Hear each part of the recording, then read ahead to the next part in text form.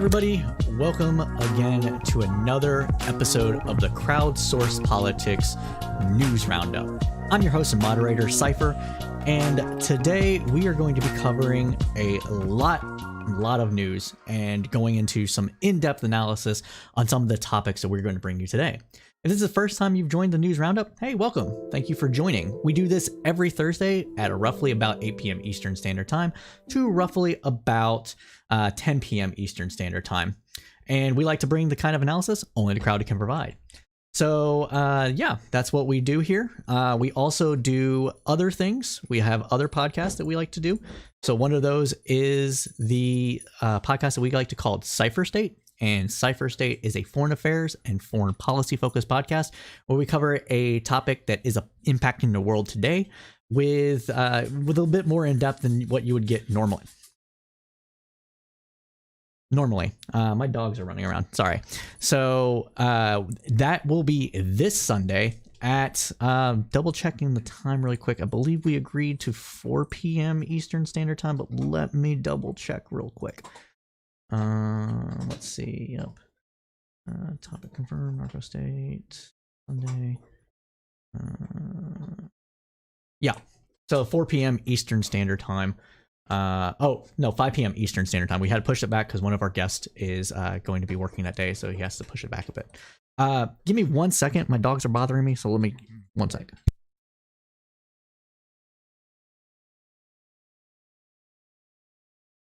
Okay, cool. My wife did it for me. Appreciate it. Thank you, baby. So, yeah. So that's what we'll be doing. And that episode will be called Narco State, where we'll be looking at how cartels and the like negatively impact Central and South America and how that impacts the United States. So it should be a good topic to cover. It's very pertinent to what we're experiencing in the US. And so, yeah, we will be covering that topic. So yeah, let's go ahead and get started with the news roundup.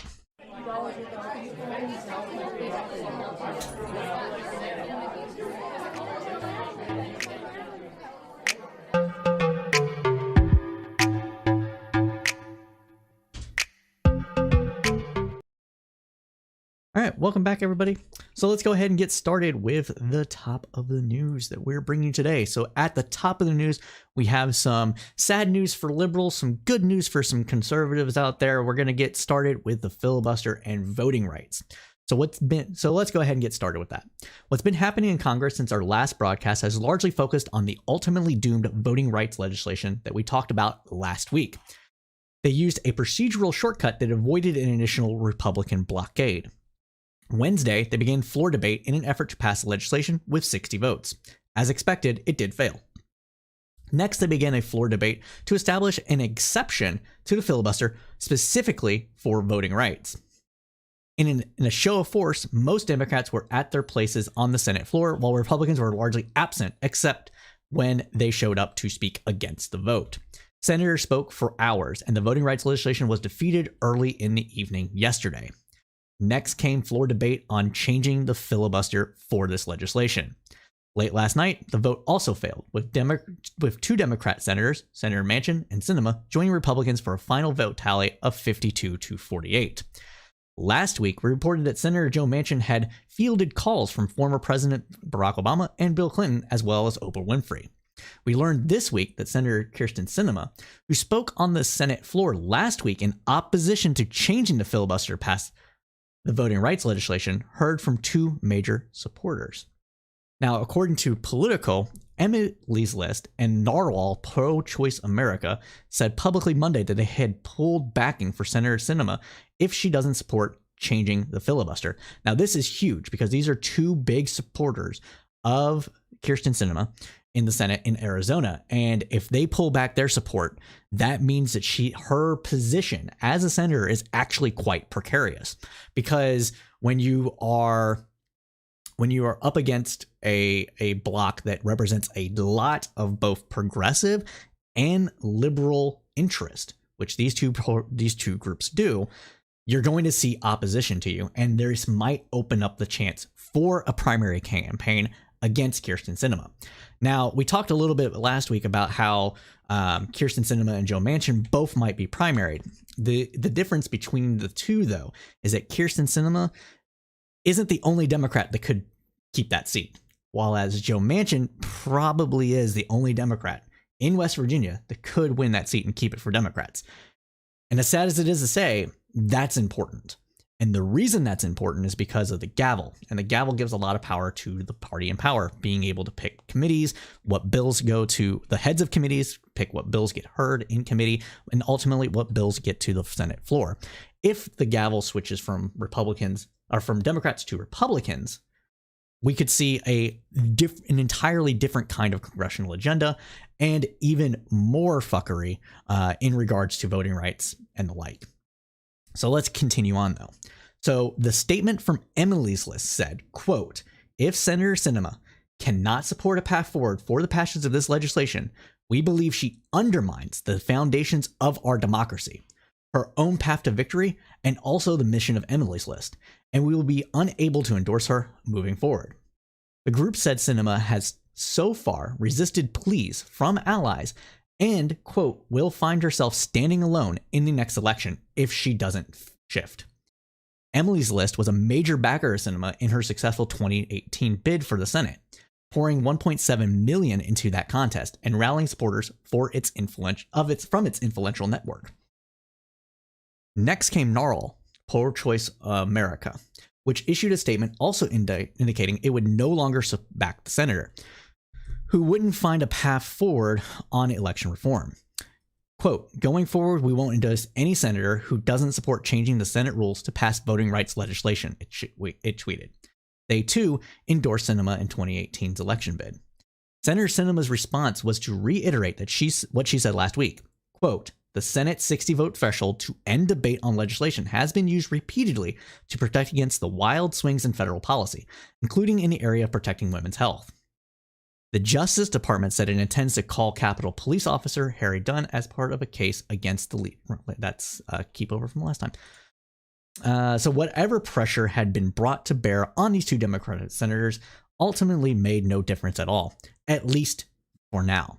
Now, one of the things that I want to point out about Kyrsten Sinema is that prior to running as a Democrat, she ran as a Green Party candidate.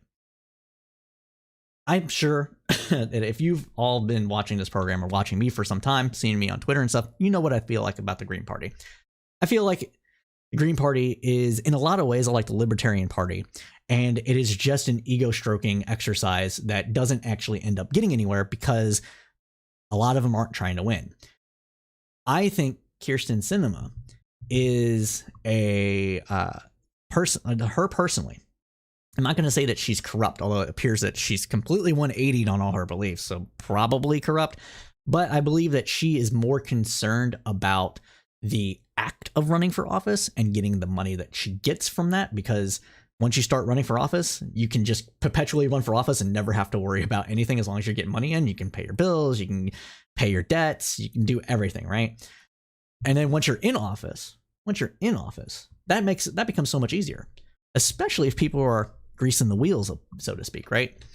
And I think we've actually seen a bit of that in regards to Kyrsten Sinema, because, like I said, her positions have basically 180'd on this. And that's not good at all. Still got a little cough from last week. And so what I'm hoping happens is that, given that the Senate this year is in a precarious position to actually remain in Democratic control, that people will go for broke and try to primary her. And I think that might actually happen. There might not be any push from the DCCC and the DNC because they want to protect incumbents. It makes sense that they would want to protect incumbents. But I could see a little bit of like a nudge, a little bit of wink, wink. You know what I'm saying? Little bit of under the table, a little bit of money. Just hey, you over here.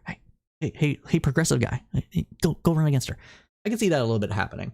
And I can see some movers and shakers within the party to actually position themselves to do this. But we'll see, right? Now, ultimately, what it boils down to is what is going to ensure what ultimately is going to happen and what it ultimately relies on is what those people in positions of power that are looking at the data, they're looking at everything else, believe is the most optimum course of action in order to maintain the Senate majority for Democrats, because that's very important. Now, there's a little bit more that we can talk about on this here. I feel like so what we're seeing online, at least in my estimation, is that everybody is blaming the Democrat Party as a whole for the failure of this bill and the failure to change the filibuster. Now, we talked last week, and I just talked briefly here, that the two senators that are against it are a combination of corrupt, or likely corrupt, I should say, and really wedded to old dead ideas. And I think that's partly what Manchin is going for here, and maybe even Sinema. And that old dead idea is that the idea that bipartisanship itself, absent anything else, is actually a net good. Doesn't matter if it doesn't get things done that is correct. They believe that bipartisanship actually keeps the country together and helps stabilize the country. I don't know if that's true. And the reason that I don't know if that, and well, let me correct myself. Bipartisanship in and of itself isn't a virtue. It matters if it's bipartisanship for good things. And I don't think the current rules of the Senate and the current makeup of the Senate actually engenders the need for bipartisanship. I think that they are 100% incorrect when it comes to the idea that the 60 vote threshold actually encourages bipartisanship. It doesn't. Because two reasons. One, it's such a high threshold that one senator can just be like, I don't feel like this today, and put the whole agenda off base, right? Because you're not gonna have you're not necessarily gonna have 10 people from the other side, especially if their base doesn't want it at all, or if there's no incentive to placate this, to actually do things, to come over. You might be able to get 3 or 4. You might be able to get 5, but 10? No. And because of that high threshold, it is less likely to happen that people will break ranks, because breaking ranks means that you are more apt to piss off the base. And that is what everybody cares about. So personally, I believe that threshold should be lowered. I think 55 is a good threshold, and I think they should be required to talk so debate eventually ends. Because as of right now, they can file a motion and it just goes on in perpetuity. It doesn't even matter. They don't even have it on record. Nobody notices who's voting and voting for things, etc. So the blame doesn't go on anybody. It goes on a party, which is why everybody's blaming the Democrats for this, because they can't get to the 51 votes required to change the Senate rules because of 2 senators, essentially. And Republicans have no incentive to actually give Democrats a win. In fact, Mitch McConnell is probably a little pissed off that the infrastructure bill passed now. It was a gamble, and he gambled it correctly. And by that, I mean that it seems that the Democrats aren't going to be able to pass a more comprehensive agenda and keep the government funding. But it still gave him a win and something to talk about.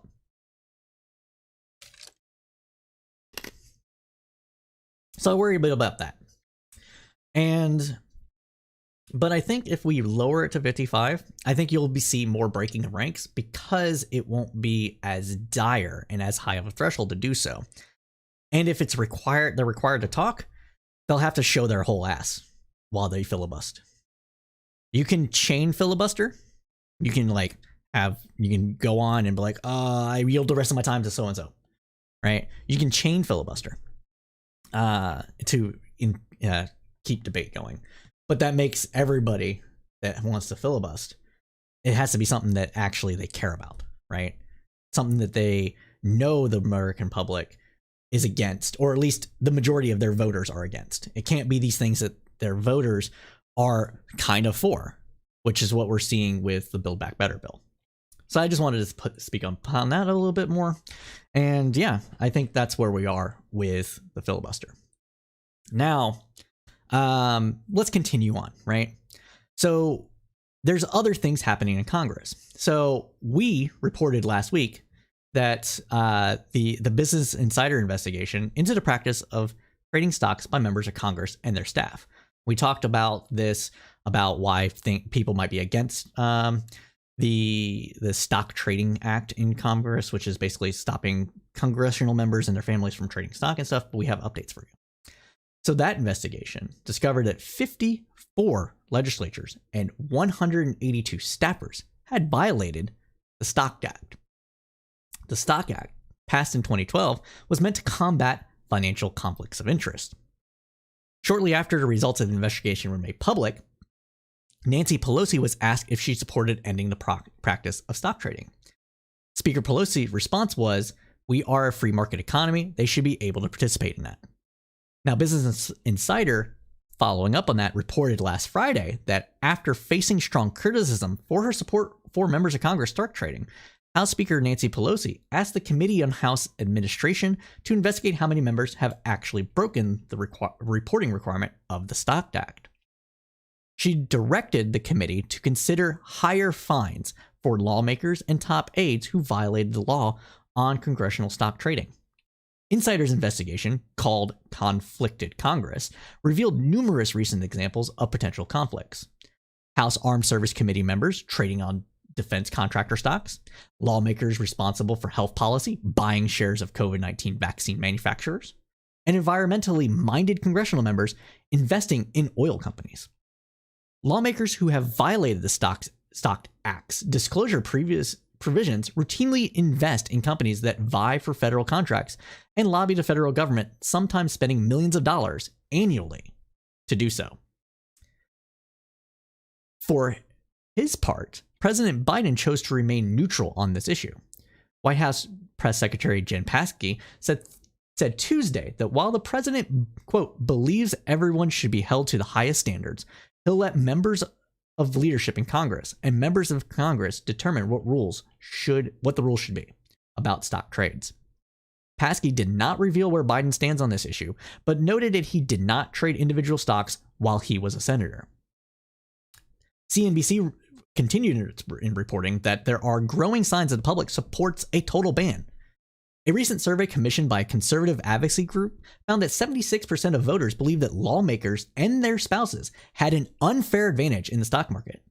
The same survey, conducted by the Convention of States Action, also found that just 5% of likely voters approved of members of Congress trading stocks.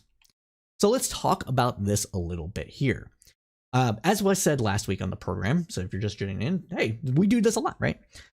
That in stock trading, the coin of the realm is really insider information. It is one of those situations that is very hard to regulate. It just is.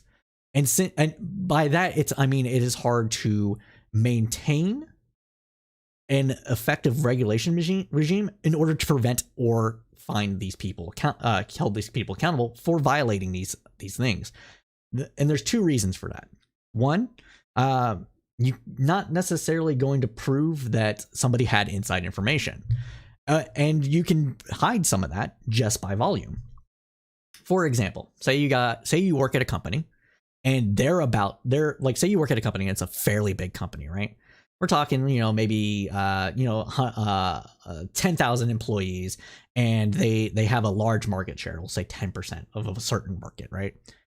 And in order to increase their revenue, they're looking at buying a product in a certain sector that will help them increase their revenue and make them more efficient. That product is sold by a company that is publicly traded. So if you, a layperson, come into this knowledge and you know when it's going to happen before it happens, then you could make a move on the market and buy that. And then when they make their earnings report, they're going to report that your company bought into this product. And they're establishing a long-term relationship with that company. And that's going to make the stock go up because of the market share and the amount of money they're spending, right? Who's going to catch that? Not a lot of people are going to catch that. Even the most investigative-minded people are not necessarily going to catch that because the volume might be low and there's just too much to actually go through. So that's why it's hard to regulate that. And there's another reason. And the other reason being is that they are not properly funded to investigate everybody. So with the volume that they get and the amount of insider information that they need to address, they might have, I don't know, I'm just going to pull numbers out of the air here, right? I'm just going to pull them out of the air. I'm going to pull those down, all right? And we'll say they have like maybe 10 people to investigate 100. Well, they're not going to get all 100, right? That's not enough people. And that's a very common thing in the federal government's regulatory regime. And so that's why it's very hard to track insider trading. Now, in Congress, though, it's a little bit easier because there are records of everything Congress votes on and discusses. And so it's easier to take the record, look at it, say, oh, all right, let's see. We see here that Mr. Smith bought Raytheon stock on January 3rd of 2003. And he serves on the Congressional Armed Service Committee. Okay. And they declared war or went to war in Iraq, several weeks after. Interesting. That's why it's easier to maintain this. Now, what we need to see when it comes to these things, though, is that we need to see them actually enforce the rules. And as said in the copy here, one of the ways to do that is by applying pressure on leadership. So if this is something that you care about, write your congressman, write your senator, write your state representative. They have contacts in Congress. Maybe you want your state to actually ban its own delegation from doing this.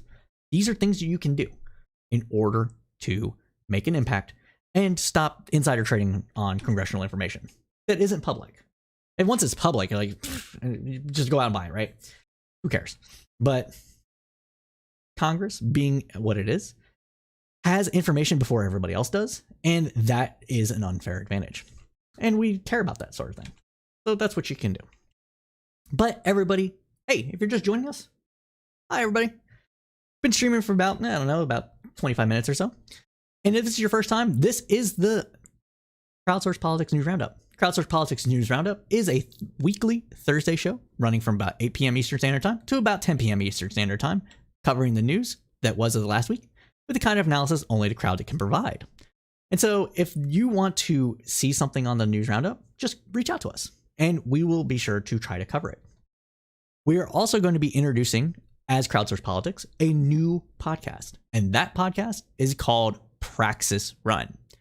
What is Praxis Run? Well, Praxis Run is a podcast dedicated to interviewing experts, activists, and the like to help other people know how to actually do praxis, which is the taking your morals and your political leanings and putting them in practice and helping other people convert to your cause.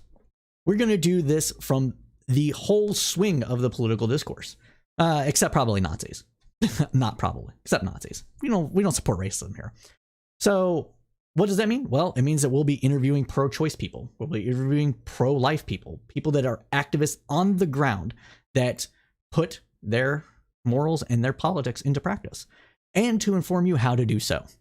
So if that's something that you're interested in, either as a listener or an interviewee, reach out to us, pay attention to this program, and we'll be sure to release that information to you all once the time comes. So pay attention to that. And that will be also available Twitch, YouTube, Facebook, and wherever you get your podcast streaming from, Spotify, Google, iTunes, etc. So go ahead and check that out. Continuing on with the news roundup. So yes, President Biden yesterday held nearly a 2-hour press conference. So, according to The Guardian, when Joe Biden was inaugurated 1 year ago today, he spoke of a, quote, winter of peril and possibility, of cascading crises, and an opportunity to think big and aim high. It turns out the Washington he knows so well has proved more foe than friend, offering more peril than possibility. The 46th president discovered that not being Donald Trump isn't enough to get things done or make people love him. Biden held only his second solo White House press conference on Wednesday, a testy and at times rambling near 2 hours, with his social and environmental spending agenda and push for voting rights laws floundering on Republican rocks. Biden arrived with sappy-tinted nostalgia for the Senate of his youth, promising that he could still work across the aisle for the greater good. The Republican minority leader, Mitch McConnell, a grand master of obstruction, had other ideas. Quote, "One thing I haven't been able to do so far is get my Republican friends to get in the game at making things better in this country," Biden told reporters in the East Room. Biden went on, "I did not anticipate that there'd be such a stalwart effort to make sure that the most important things was that the President Biden didn't get anything done." Now, bro, weren't you vice president during Obama? Didn't you hear what they said? Did you really think it was all just racism? Come on, dude. I can touch the wind a little bit, man. Figure out what's going on. This is ridiculous. But let's continue. The president insisted, "I actually like Mitch McConnell. We like one another, but he is on straightforward objective. Make sure that there's nothing I can do that makes me look good, in his mind, with the public at large. And that's okay. I'm a big boy. I've been here before. I think that the fundamental question is, what's Mitch for?" These are what President Biden said about Mitch McConnell. The man who is in his inaugural address declared, quote, "We must end this uncivil war that pits red versus blue," suggested that his biggest mistake had been underestimating the radicalization of a party still tethered to Trump. This was during Obama's entire presidency. It's not just Trump. Dude. Come on. Quote, "Did you ever think that one man out of office could intimidate an entire party where they're unwilling to take any vote contrary to what he thinks should be taken for fear of being defeated in a primary?" the president asked. Biden told the story of 5 Republican senators who privately told him they agreed with him, but admitted, quote, "Joe, if I do it, I'll get defeated in a primary." He turned the tables on reporters, asking if they thought we'd ever get to a point where not a single Republican would diverge on a major issue. Biden will be praised for speaking plainly about one of America's 2 major parties having gone off the rails. He was asked if he should have expected this after 8 years of Barack Obama, in which he witnessed the Republican Party organizing around the principle of no. Quote, "They weren't nearly as obstructionist as they are now." Dude, come on. Are you for real right now? 2012 didn't teach you anything? Come on, dude. They weren't, and he insisted. The president took questions after question in a press conference that ran longer than any given by Obama or Trump. Biden admitted that more coronavirus testing should have been done earlier. He insisted that his Build Back Better agenda was the best antidote to inflation, but conceded it would have to be broken into chunks to get through Congress. One question, harking back to the inaugural address on a chilly day at the U.S. Capitol, asked if the nation was less divided now than it was a year ago. Quote, "Based on some of the stuff we've got done, I'd say yes," Biden said, "but it's not nearly as unified as it should be," which is very true. As for the year 2 relaunch that many feel is now required, Biden promised to get out and talk to the public more often, being in more academic editorial writers, think tanks for expert advice, and, quote, "get deeply involved in the midterm election." He did not say he would expend his energies on wooing McConnell or other Republicans. "My buddy John McCain's gone," Biden admitted. "Washington's a different place now. The year of living naively is over."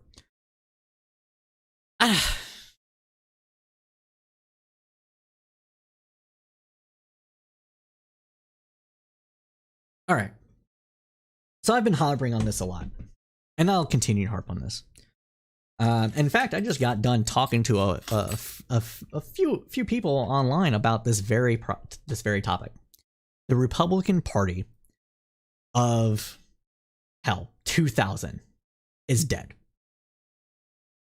At least for now, it's dead for now. We'll not be as doomer as we could be. We'll say it's dead for now. That party doesn't exist. There isn't incentive for that party to come back. With the rules of the Senate being what they are, the entire idea of the culture war being what it is, of the amount of vitriol spewed against Democrats being degenerates or communist or what have you, the base isn't there for the Republican Party to actually work with Democrats on a slew of issues. They've made voting rights an existential threat to their very existence. Even if they were able to court more people of color, more gay people, a more diverse political body, and they should be able to, don't get me wrong, a lot of these people are actually pretty socially conservative, to a point, right? I mean, if social conservatism is still anti-LGBT, then, you know, chances are LGBT people aren't going to be all that conservative, right? So up to a point. But because these incentives that don't exist, as said earlier in the program, there's nothing there for anybody to work with. Every election going forward, because of the division right now, is going to be a base election. It is going to be very important to energize your base in a way, especially for Democrats, because Democrats are a big tent party when it comes to ideology. Republicans aren't so much anymore. In a way that doesn't turn off the non-ideological members of your party. What? Okay. So that's excuse me. So that's what's going on with that. So if we change the rules of the filibuster, if we change the rules around how votes work, the wild swing back and forth when a new party takes over will actually be a moderating effect, because people get tired of it. Because if you take 2 steps forward, 1 step back, you're still going forward. If you're taking, it doesn't matter the agenda. Like, this is not like progressives need to win like this. No, this is like, even if you're a conservative and you push things forward in your agenda and you take a step back or two because the next party takes over, that's still progress for your agenda, and it will have a moderating effect on the electorate. This is assuming, of course, if the electorate is actually fairly moderate. If the electorate leans one way, then you're kind of screwed. But everything to me points to the electorate being fairly moderate. The vast majority of the American people seem to agree on basic foundational principles and disagree on like some stuff. For example, there's about 50 are against and 50 support abortion, right? So you're deadlocked there. Guns, on the other hand, it seems that more people support the right to bear arms than are against the right to bear arms. So you're going to have, there's not deadlock there. Now, where there could be deadlock in that regard is with universal background checks, where the American people seem to be largely agree that universal background check is a good idea. So the wild swings that they're worried about would probably be like more like a metronome, right? And then eventually you just stop in the middle, because that's what happens. So I think the filibuster actually prevents this from happening, right? So yeah, I don't know. The Republican Party that Biden's used to doesn't exist anymore right now, and so the game needs to change to tit for tat with a little bit of olive branch in there, but energizing the base to go out and vote, and that requires getting things done, and so they have to get things done. So, but let's continue on. Enough of the Biden press conference. Let's continue on to state politics, where a lot more things are happening. We're going to start with Virginia. As you might remember, Virginia's new Republican governor, Glenn Youngkin, ran his campaign on the hot-button culture war issue of critical race theory being taught in public schools. It's not. At least not CRT. There might be some things where I like to call, what do we call them? I like to say it is poorly ran diversity training. That's what some Republicans are against, some moderates are against. That stuff is something that a lot of liberals and leftists need to acknowledge. But it is not at the level that a Youngkin, a McConnell, a Ben Shapiro is all hyped about. So let's continue. They also ran on the issue of public school mandates for masks to mitigate the spread of COVID-19 and vaccines. It shouldn't be surprising to anyone that his first actions in office were 3 executive orders devoted to education. According to the Washington Post, the level of focus in these orders on schools is unprecedented in recent memory. They spell the all but certain continuation of polarizing culture and curricular battles in the divided state. Youngkin's first order forbids the teaching of, quote, inherently divisive concepts, including critical race theory. Now, when they say critical race theory, they're talking about diversity training, some things about the oppressed versus the oppressor dynamics, things like that. They're not actually talking about critical race theory. We need to get away from that argument. Saying that critical race theory is an academic framework and examines how policies and laws perpetuate systemic racism in the United States, while true, isn't what anybody's talking about. We lost the messaging war on that one. We have to give it up. So let's continue. So now the term has been weaponized because it's one of those, it pings all the concerns that moderates have about race and race relations. Don't like to be critical, don't like race, don't like theory. It's got other things there, right? That's what I think. I don't remember the guy's name. Newer guy, newer conservative, James Lindsay? I think it's James Lindsay said about it. So that's what they're talking about here. And another order promises the investigation of Loudoun County's public schools. This is a wealthy Northern Virginia district that has been embroiled in high-profile controversy for more than a year due to allegations related to critical race theory, diversity training, and transgender rights.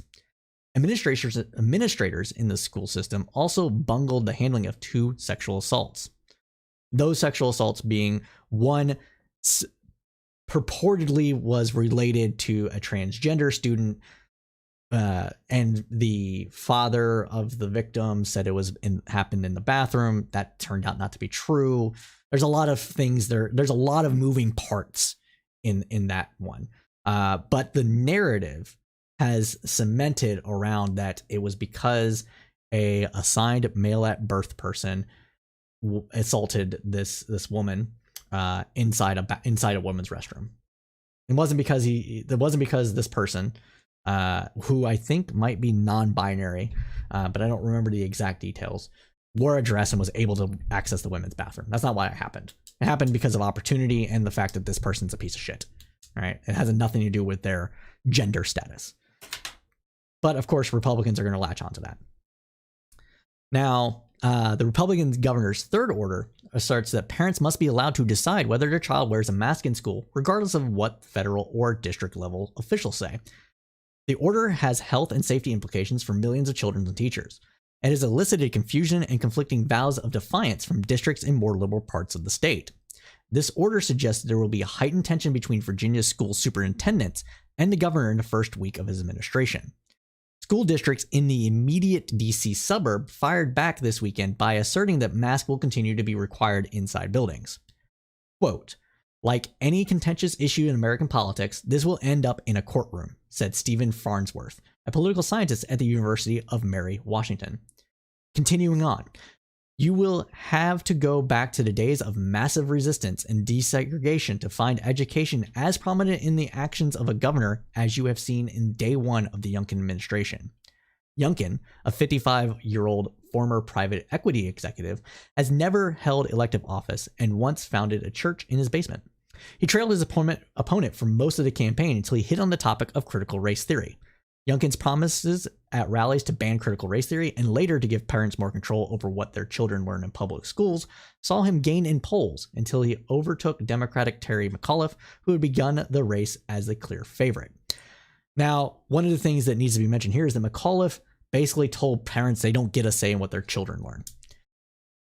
And while there is some reasons to say parents can't decide everything a student learns, you can't say that to parents and expect them to fucking support you.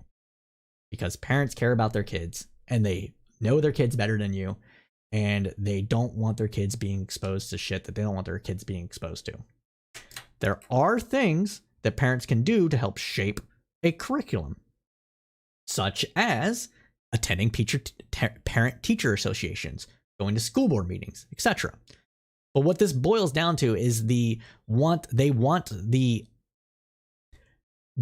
lot of these parents that are specifically conservative want the opt-in option to be the default, not the opt-out option when it comes to cultural issues.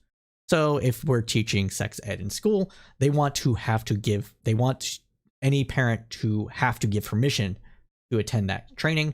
And if parents don't get the permission slip for whatever reason, or if they get it and they don't want their kid to do it, they just don't sign it, then that becomes the default. And anybody who doesn't sign this thing ends up not going to that class. And it causes some bifurcation within the education populace, or educating students, because some students will be exposed to something and other students won't. So that's where a lot of this boils down to. I do not have kids myself. So that is an issue that I don't have as much say in as I would if I did have kids. But I personally think that education is as much about civics and narratives and that sort of thing as it is about teaching arithmetic and the like. And I think part of the reason why we're seeing such a divided country right now is because from the 80s onward, we got away from teaching civics. We got away from teaching about a shared cultural identity. More conservatives opted out to go to private religious schools. More people opted to not fund things that didn't directly impact a student's ability to go to college.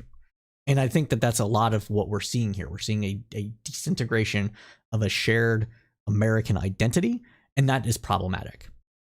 And so should parents have the ability to should opting out be the default, or opting in be the default, or should opting out be the requirement? I don't know. And this is one of those situations that it's actually very hard to navigate, especially in as divided of a country as we are right now. So that's where we're at. Now let's continue on. So Youngkin's orders also come as Republican leaders and candidates nationwide are realizing that education, historically a Democratic strong point, can be a potent motivation for suburban parents frustrated with school officials' handling of the coronavirus pandemic era education. The 4-page order dealing with critical race theory instructs the state superintendent of public instruction to identify and remove any Virginia Department of Education materials and rules that promote inherently divisive concepts. Per the order, the superintendent must also provide a report within 90 days on the status of efforts to close the achievement gap in K-12 education, which is good. Another report is required within 30 days of any policies, programs, trainings, or curriculums that, quote, fall within the definition of inherently divisive concepts. Nothing is inherently divisive, right? So this is more like political. This is basically saying if it's politically contentious, don't teach it. That's what this is boiling down to. And within 90 days, the superintendent has to identify executive or legislative action is needed to end them. The order also conceals a program known as the Virginia Math Pathway Initiative, proposed revision of the standards of learning in the state. The initiative drew fire from conservatives who interpreted it as a plan to eliminate advanced high school math classes. Sorry. Because they thought that the testing regime that goes towards it now to get people into advanced math would be eliminated, and then that would eventually eliminate the math course. It's like a slippery slope argument. There's things about this particular topic that are actually kind of like, maybe you shouldn't do that. But it's another one of those situations where it's not as bad as a lot of people are taking it. 1 second. All right. So now the critical race theory measures are in line with the bills being advanced by Republican leaders and legislators across the country. Since last January, 13 states have imposed restrictions or bans on ways of teaching about race, racism, and American history, while 32 states have at least introduced bills that propose those kind of limitations, according to a tracker maintained by Education Week. Adam Latz, a Birmingham University professor who studies the history of American education, said a lawmaker-led push to ban something purportedly bad from education is a long-running tradition. Latz said legislative or gubernatorial bans on subjects or teachings have rarely proved effective, including myriad attempts to prohibit the teaching of a theory of evolution over the years. Quote, "To my mind, that's a meaningless piece of propaganda," Latz said of Youngkin's critical race theory proclamation. "It will lead to an effect only indirectly by causing confusion, by making administrators and teachers scramble to figure out if they are in compliance," which is part of the goal. If you make teachers and administrators worried that they're not going to be in compliance and they'll get fired or fined or otherwise held accountable, quote unquote, they'll probably just default to not teaching it, which ends up being the goal. Now, in London County, school officials did not answer questions Sunday about how they plan to respond to the state's investigation order by Youngkin. It was Youngkin's mask order, which goes into effect January 24th, that appeared to draw the most immediate attention this weekend. The order lifts a mask mandate imposed by Youngkin's predecessor, former Governor Ralph Northam. It says parents do not have to provide a reason for choosing not to let their child wear a mask. The order also claims broad authority. Quote, "A child whose parent has elected that he or she is not subject to a mask mandate should not be required to wear a mask under any policy implemented by a teacher, school district, the Department of Education, or any other state authority," the order reads. Some schools officials already have vowed to disobey the order, including the superintendent of Richmond Public Schools, Jason Armas, who tweeted Saturday that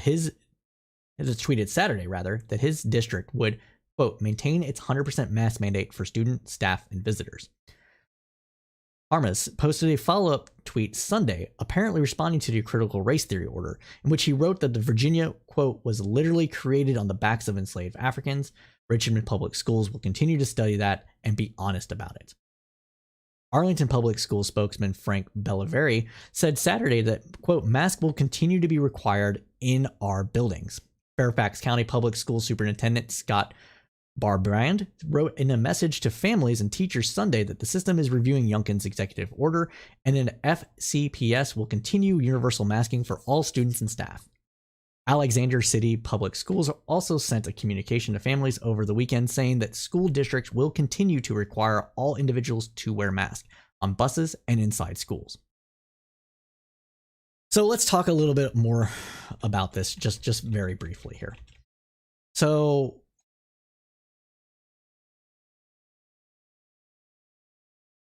the whole thing with this diversity training that a lot of Republicans and some moderates, some liberals are concerned with is the fear that their kids will experience personal guilt for past wrongs.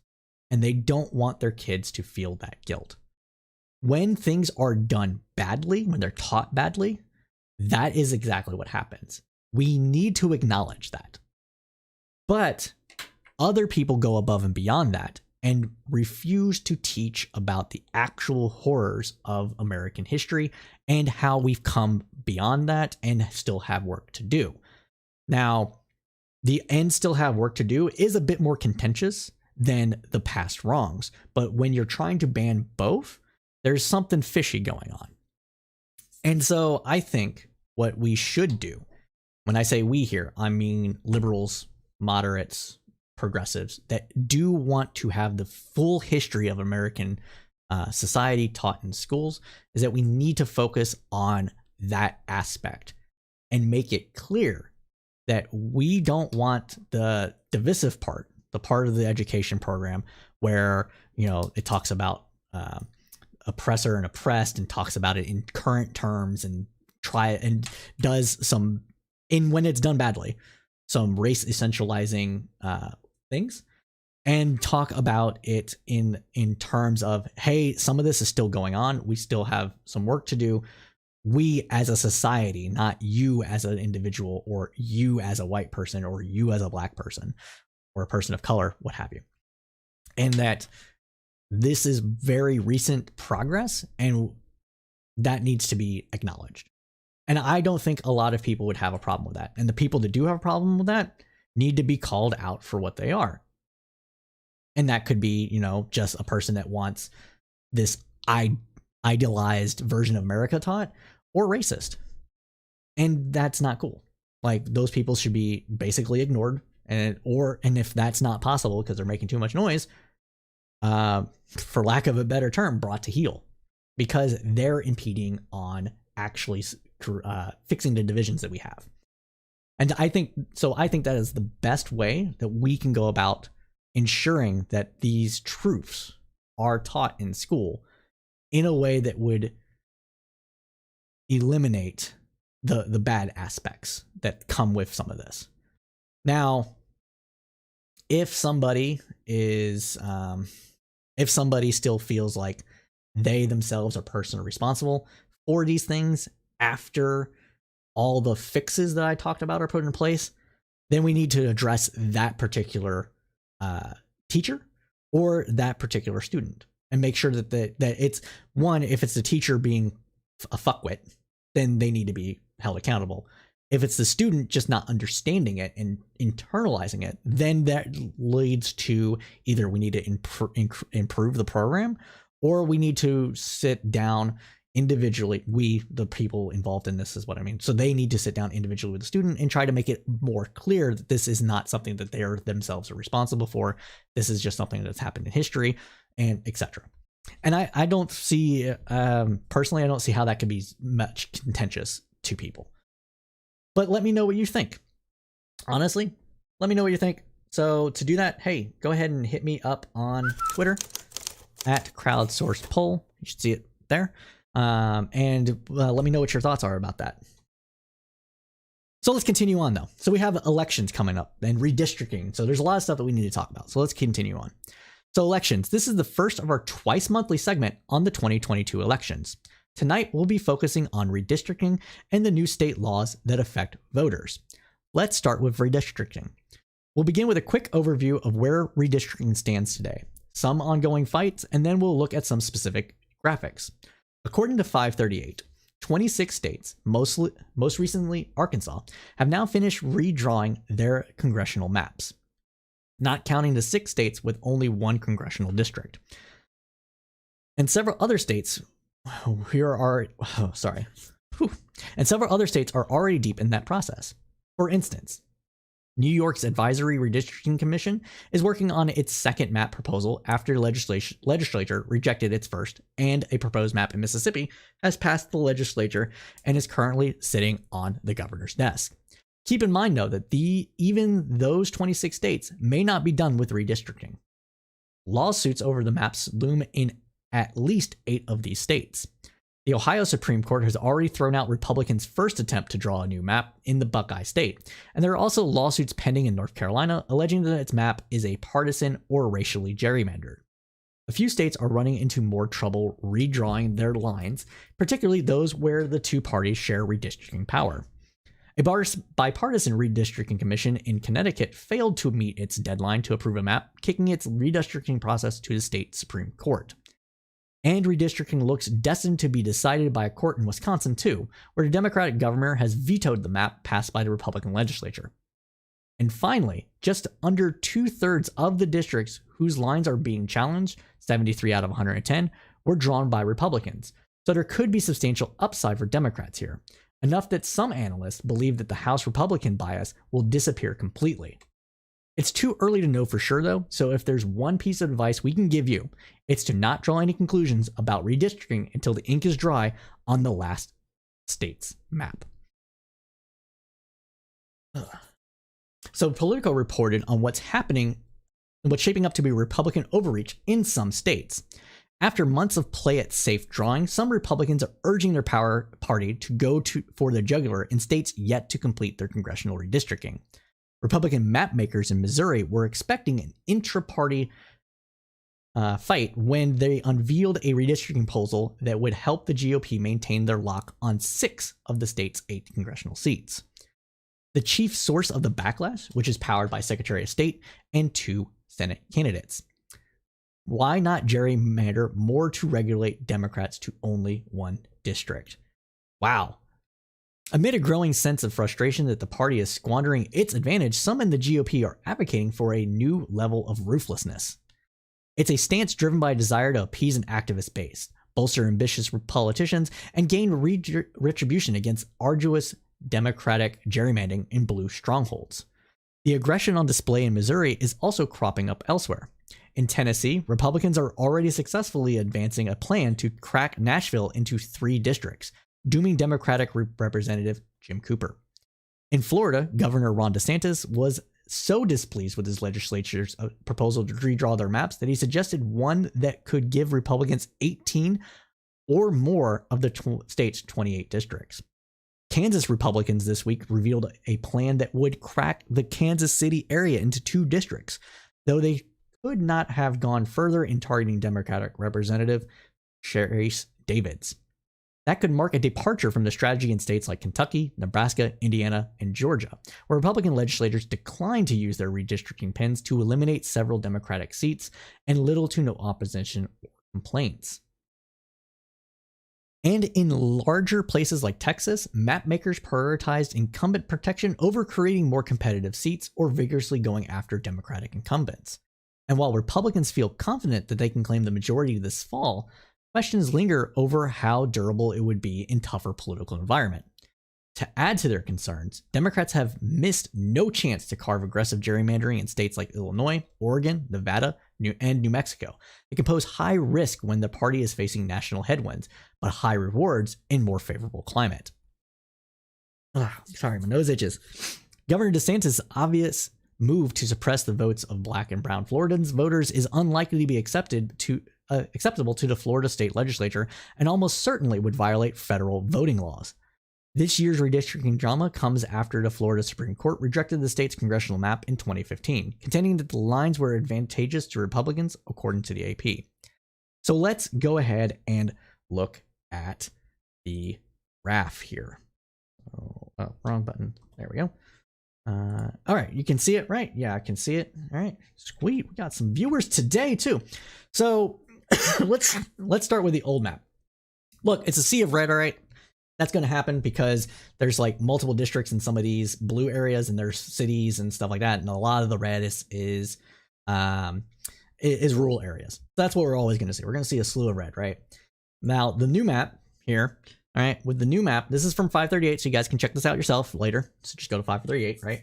Is that you see these yellow here? So that's proposed maps are in the process and they're not finalized yet.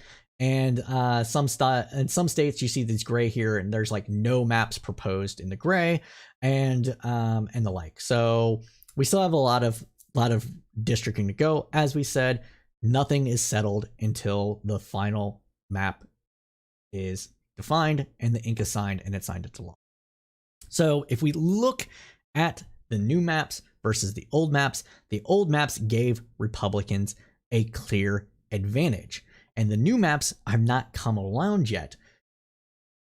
And so we don't see that advantage as much. So what we also see, as stated earlier, is that with the old map, for example, California versus New California, there's more light blue in New California and a little more light red in New California's map as well, because these are being gerrymandered for Democratic advantage to counter the advantage given to Republicans in 2010.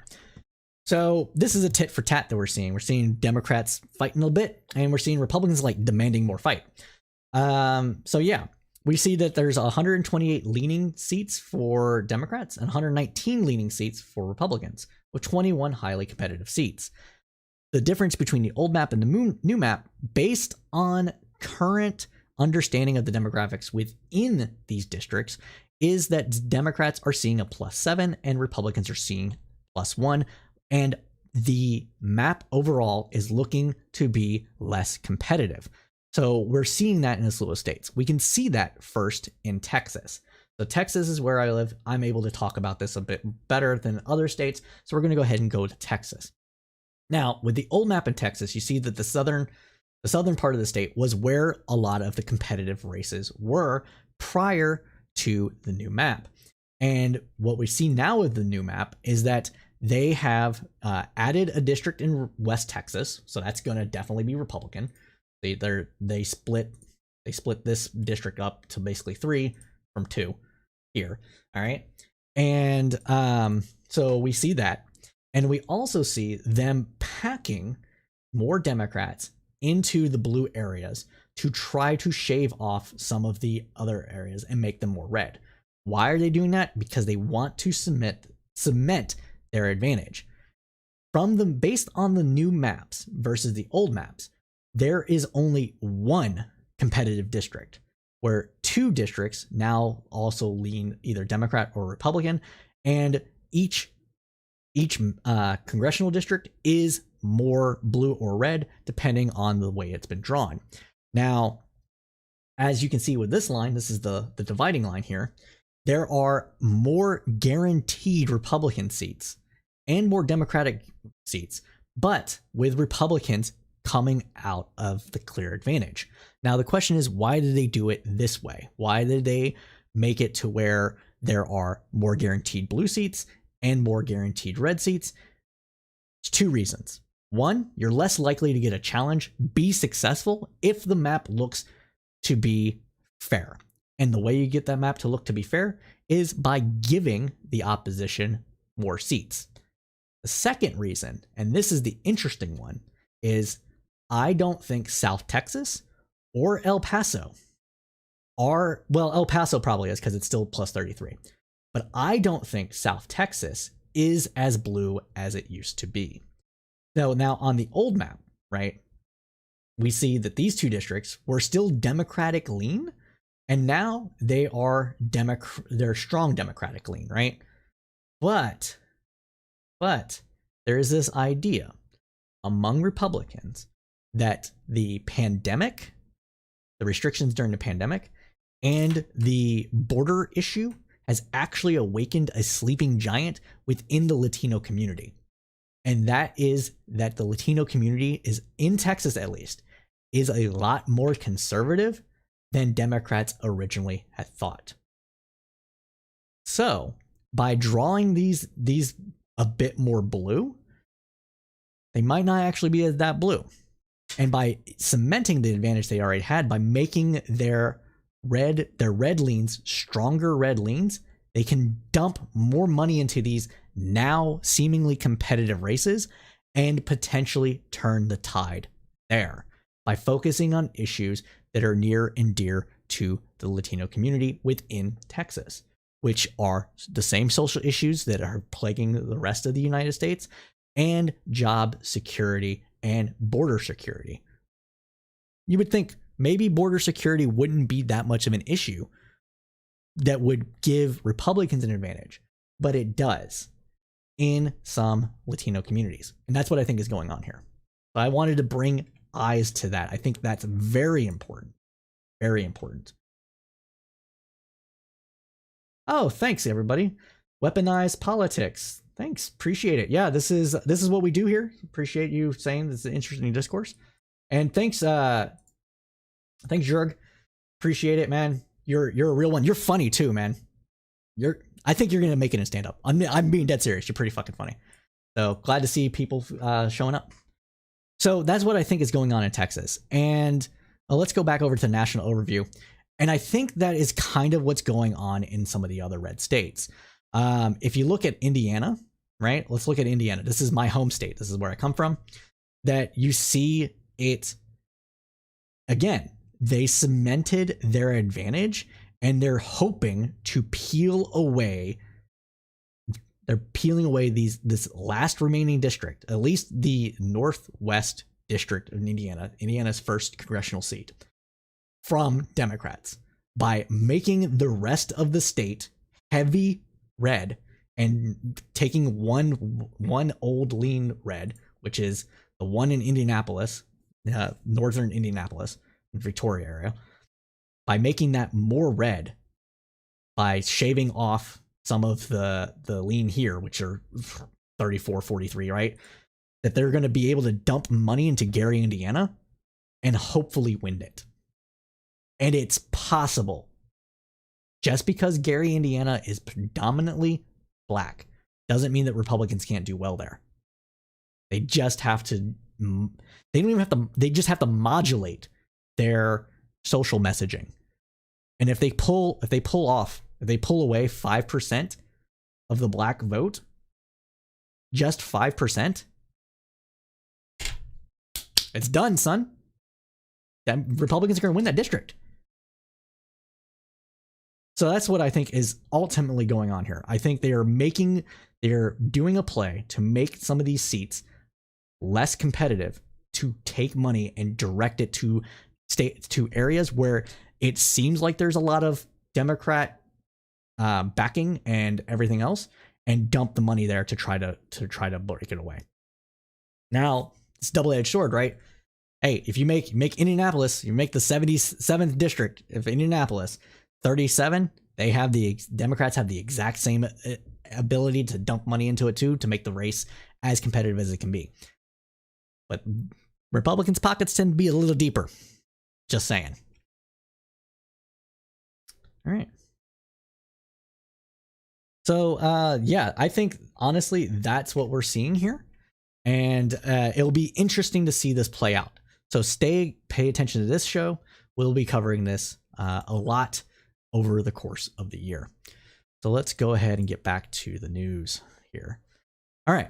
So in addition to the gerrymandering and the redistricting process, we're seeing states pass laws dealing with how people vote. Voter suppression, you can call it voter protection if you're a Republican, but the ultimate thing that is happening here is that states are changing the way people vote and the rules therein, and the Republicans are focused on this because they want to ensure that they win. You can say that it's for election protection. I don't think it is. There's other ways to protect the election rather than, making it to where you can't drive through to vote. So let's talk about this, all right? So there's been a flood of media reports about the various state laws that have been passed that the Democrats say will subvert the vote and Republicans say will make elections more secure. Before we get into some of those, it's important to say that the election process in the United States is already secure. There is no evidence that mail-in voting or same-day registration makes it easier to cheat. In fact, that might actually make it harder to cheat. Because if you have those things in place, you're going to be able to validate somebody is who they say they are right then and there. Which makes it easy, which probably makes it harder to actually cheat. And in-person voting cheating is incredibly difficult already. Let's continue. There is an abundance of evidence that shows that those methods don't affect the security of voting in anything close to a substantive way. This idea that securing elections is a Republican created thing that started well before anything else. This is something that's going back, to the 90s, probably more so in the early 2000s though.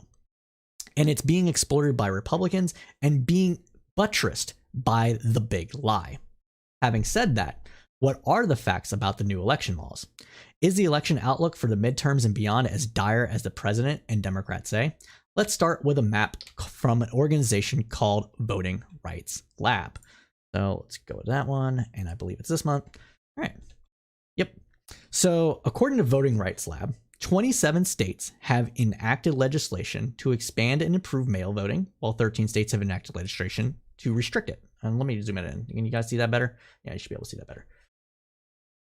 I have the audio on this running through my panel and the abstract prog folk instrumentals. We'll talk about that later, maybe, isn't me? Okay.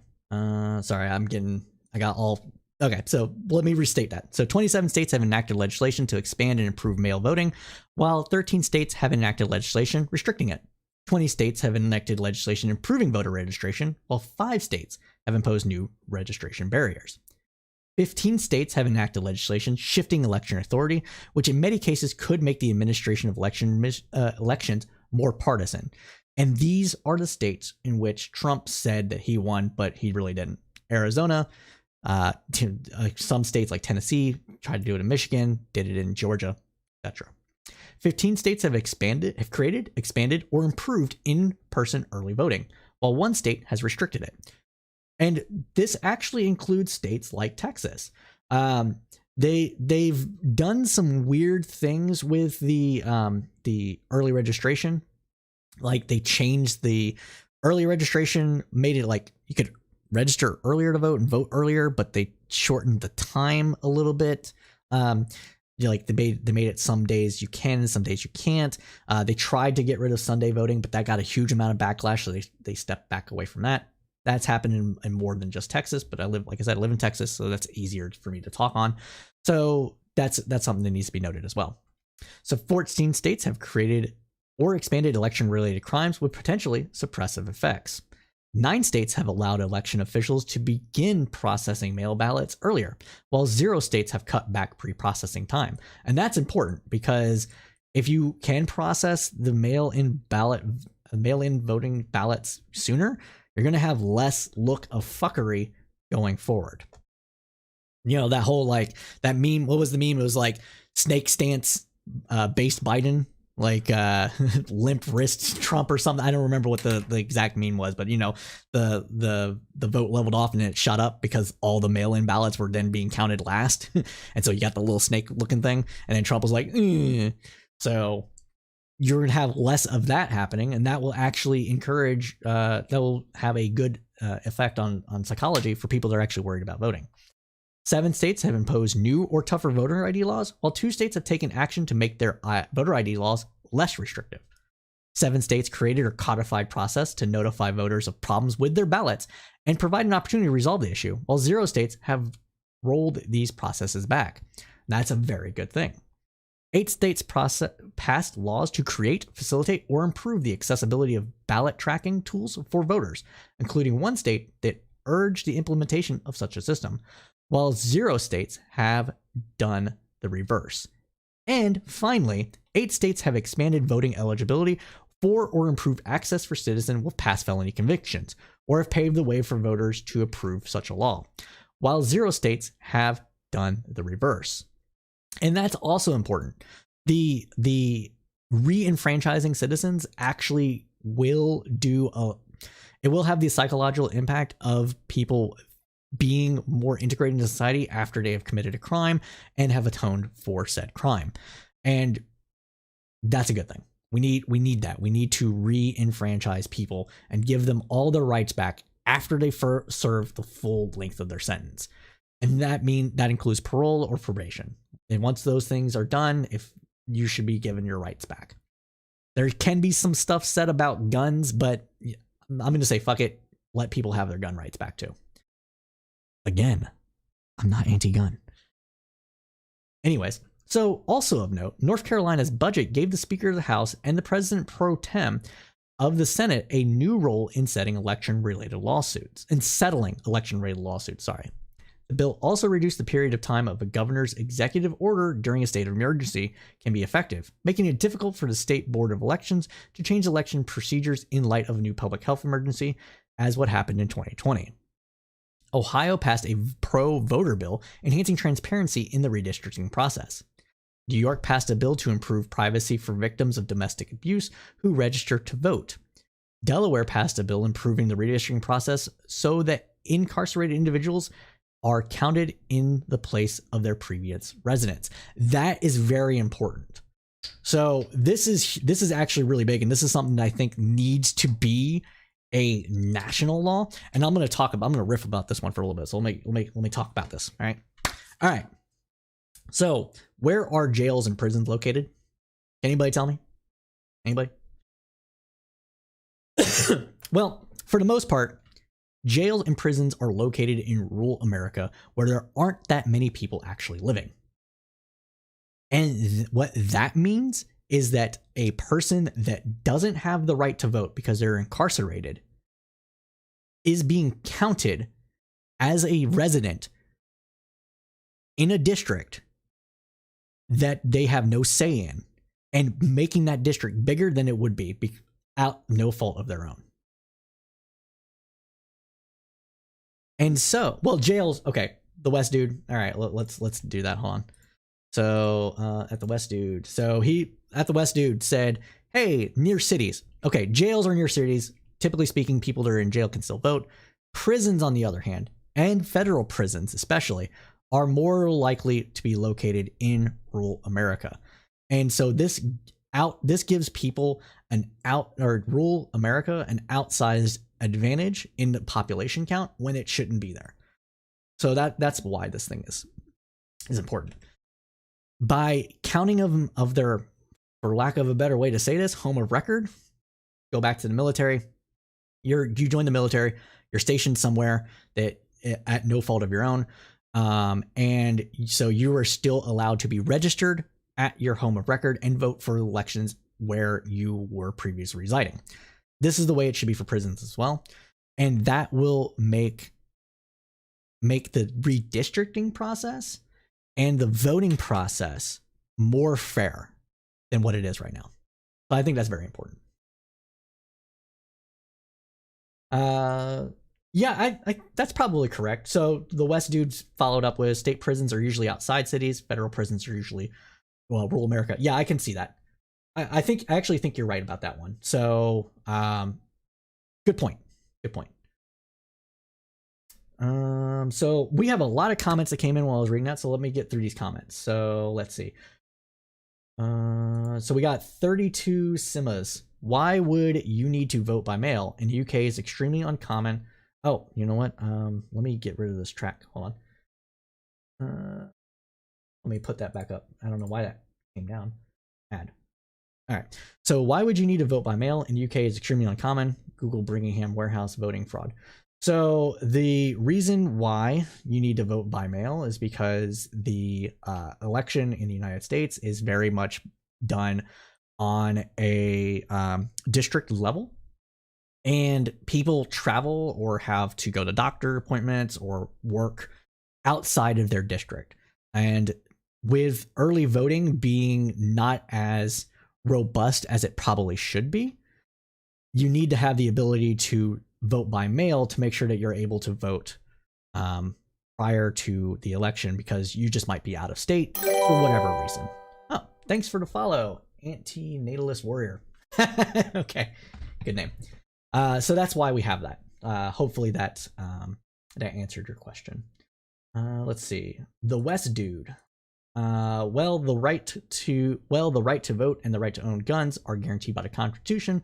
If you're going to start picking and choosing what rights are restored, how is that not tyranny? I was just making, so to clarify where I was at with that, just so that everybody is aware. I think you should be re-enfranchised all of your rights after you serve your entire sentence. That includes guns for me. I am just aware and cognizant of the reason why some people may be hesitant to give people back their gun rights. And this is one of those situations, to me anyways, that actually has some play. And by that, I mean, there are situations where you have domestic abusers, stalkers, prior felons that have committed very violent crimes, where the likelihood of them reoffending is actually fairly high. But that is pre-crime, and I don't think we should have that. But I understand where people are coming from, so I'm not going to say that they are being evil for that or whatever.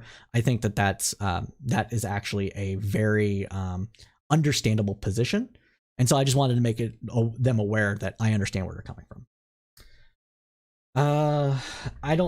Maybe it isn't me. Why I travel over near never at home. Okay, wait, I'm sorry. I'm just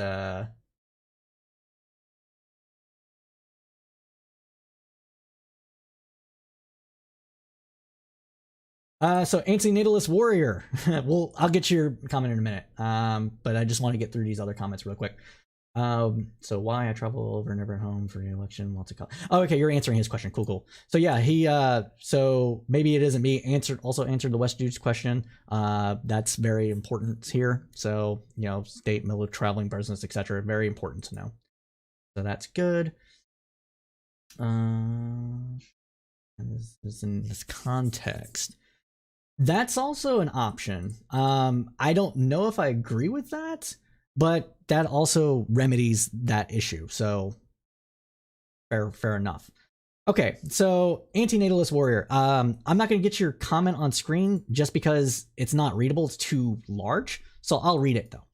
So, greetings. I think you're somewhat of a fake leftist, and it kind of hurts the movement. I have a couple of questions so that you may prove that you're a real leftist. Do you like diversity and self-hate? I don't know what that means. Are you a cuck? Have you read Das? And if you answer yes to all these, you are a true certified leftist. I don't consider myself a leftist. I consider myself the most left liberal you'll meet. And so I have not read Das Kapital. I've read pieces of it, but I have not read the whole tome. And I think diversity is good. I think self-loathing is stupid and cringe. And I think that answers all that. So the rest of them are not very entertaining or interesting to me, so I'm not going to answer the last question. But there you go. For everybody that watches this program, hey, I'm not really a leftist. Never claimed to be. I am probably the most leftist liberal you'll ever meet. I don't consider myself a leftist, mainly because the leftist is mostly socialist or communist or anarchist, and I am none of those things. Although I am very close to being a, I don't know, but social democrat. Maybe I'm even a social democrat. So whatever you want to call that, that's probably what I am. Let's see. We got one more thing from the West Dude, and then I'll continue on with the news. So what I find intellectually disingenuous is when they, for example, find people with 500 to 300 mail-in absentee ballots. Rather than changing them with election fraud, they get charged with federal mail fraud because it is harsher penalties. True. I find that to be also very bad. They should be charged with what they are. And that also rarely happens. And it's very easy to catch because if you get a mail-in ballot, that's tied to a person and an ID that's looked up in a system. And if that person votes twice, well, you're gonna get caught. So also the scale the amount of votes that you need to stuff a ballot with, a box with, is a lot, especially in this country with national elections. And so I don't see much of an issue. But if we want to make sure that there's election integrity, there's things that we can do. Let's talk about that. So the first thing you can do, automatic voter registration. You turn 18, you automatically register to vote. It's based off of your residence is based off of your either taxes, your school, where you go to, whatever. The government has a lot of information on you. It can use that to automatically register you to vote in your district, and then it is up to you to confirm it. If you don't confirm it, that's your fault, right? So if you try to go vote and you're like, oh, this isn't that, then you should be able to do that at the place that you vote. But then again, it would stop a lot of this fuckery. Another thing that can be done is that you can issue everybody an ID directly for free in order to ensure that they have the proper identification and that you can't cheat. You can even, do I have my wallet with me? I don't have my wallet with me, but you can even put a little chip on it that certifies that it is an official government sanctioned ID to vote, and it can have your other information to validate your identity. And third, you could make it easier for people to vote legally and beforehand, which would tamp down on fuckery. So I think those are all things we can do.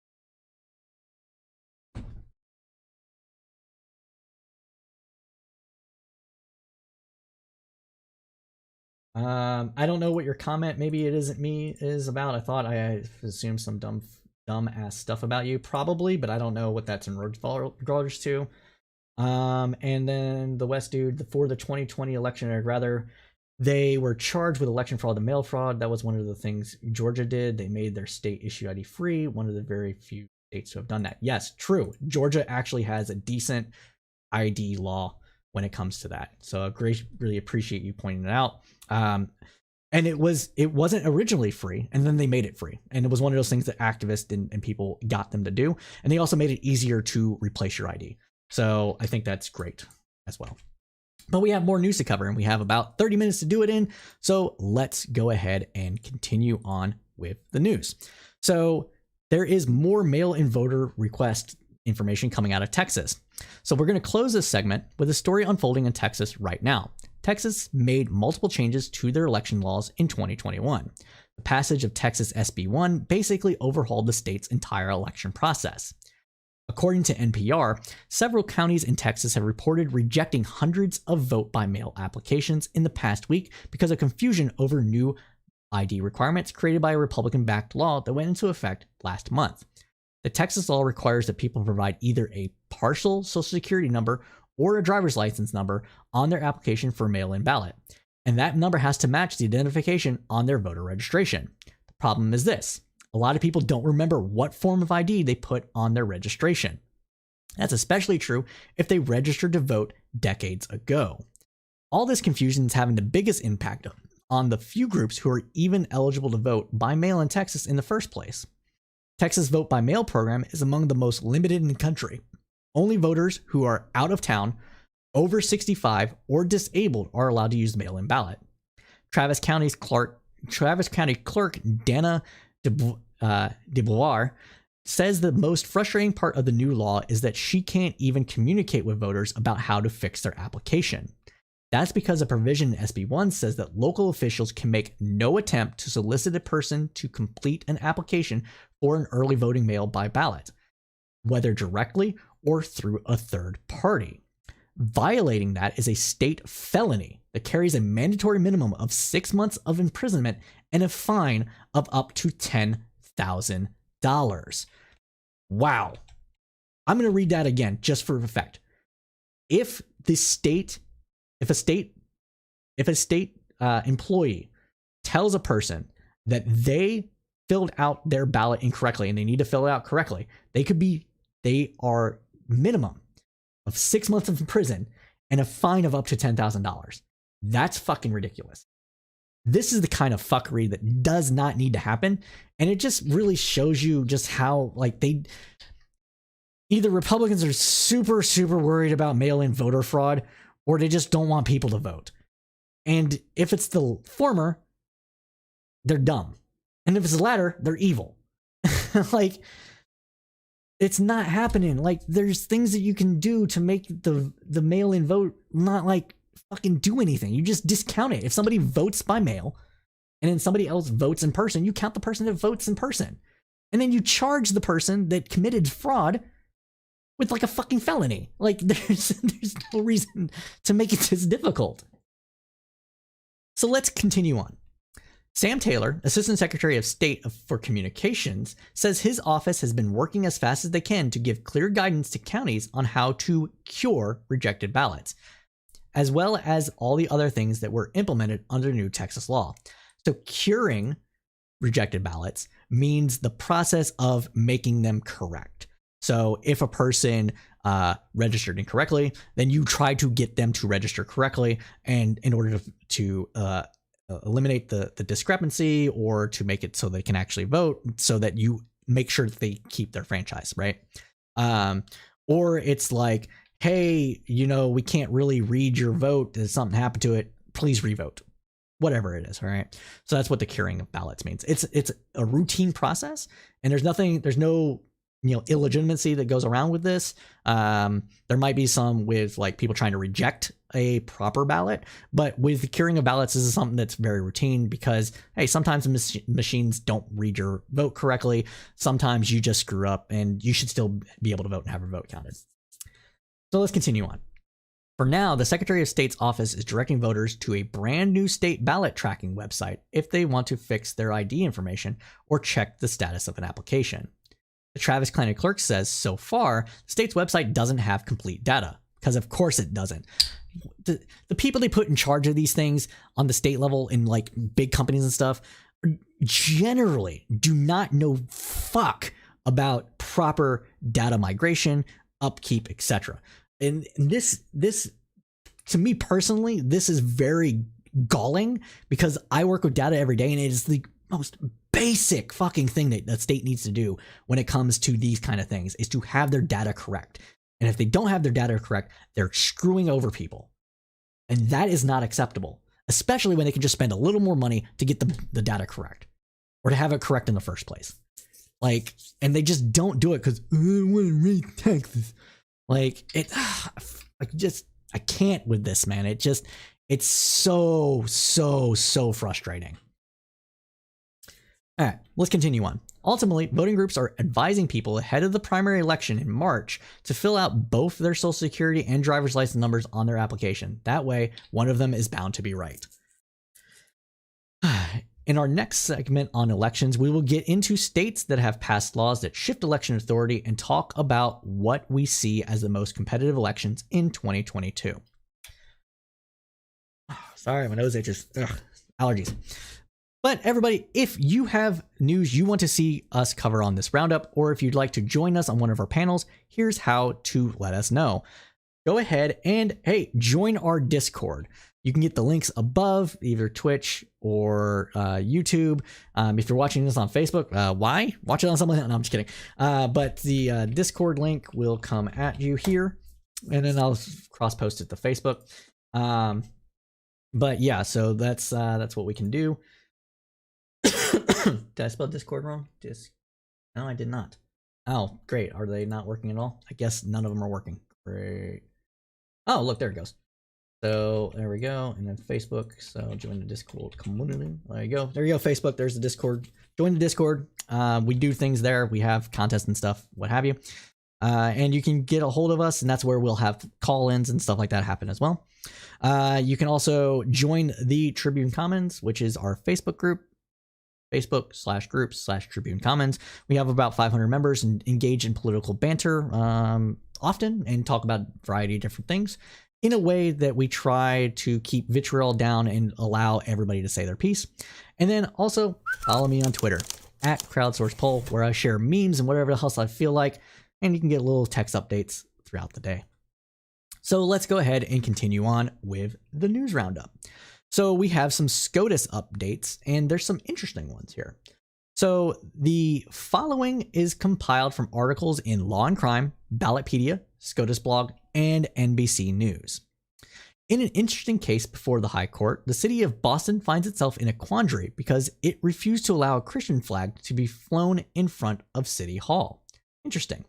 The SCOTUS heard oral arguments on the case Shutleaf versus the city of Boston Tuesday morning. It's a case about free speech and religion. There are three flags outside of the Boston City Hall in an area specifically designed by the public by the city as a public forum. On one hangs the United States flag. On the second is the state flag of Massachusetts. The third rotates among various flags. The city encourages private groups to apply to temporarily include their own flag. The city does this for the express purpose of fostering diversity and building connections among Boston's many communities. Boston has granted 284 requests to raise flags for many different events over a 12-year period. These flags have include ethnic and gay pride flags, as well as those that commemorate Juneteenth and the Battle of Bunker Hill. Last year, they refused a request from a religious organization. The conservative Christian group, called Camp Constitution, wanted to raise a, quote, Christian flag for 1 hour at an event that would include short speeches by some local clergy focusing on Boston history. Camp Constitution's official mission is to, quote, enhance understanding of the country's Judeo-Christian heritage, the American heritage of courage and integrity, the genius of the United States Constitution, and free enterprise. The flag in question bore the Latin cross. In their rejection of the application, the city said that flying the flag would amount to government endorsement of religion. A unanimous 3-judge panel of the U.S. Court of Appeals for the First District in Boston ruled for the city. The ruling was largely based on the grounds that the government is entitled to choose the messages it endorses. Boston denied the group's request to fly its flag because the city maintains a policy and practice of respectfully refraining from flying non-secular flags on the City Hall flagpoles. The case presents something of a legal conundrum under the First Amendment. When a flag is flown at City Hall at the request of a private group whose flag is it, the group, or the cities. There is an important distinction between government's own speech and private speech because each triggers different analysis under the First Amendment. If Camp Constitution is the official flyer of the flag, that means Boston would be legally required to allow all other proposed flags as well, in order to avoid content-based discrimination, which is a very important thing on this, the First Amendment, and we'll get into more of that later. This then is the central question of the case. Did the city create a public forum by allowing private groups to use its flagpole, or was it conveying its own speech by choosing and endorsing the flags it approved? Sopan Joshi appeared on behalf of the federal government in support of the Camp Constitution. According to the New York Times, Joshi said that it can be a really fine line between the government soliciting messages from third parties to help shape its own message on the one hand, and serving as a conduit for the third parties to express their own messages on the other. He argued that Boston's flag program had created a public forum due to the number of flags it approved.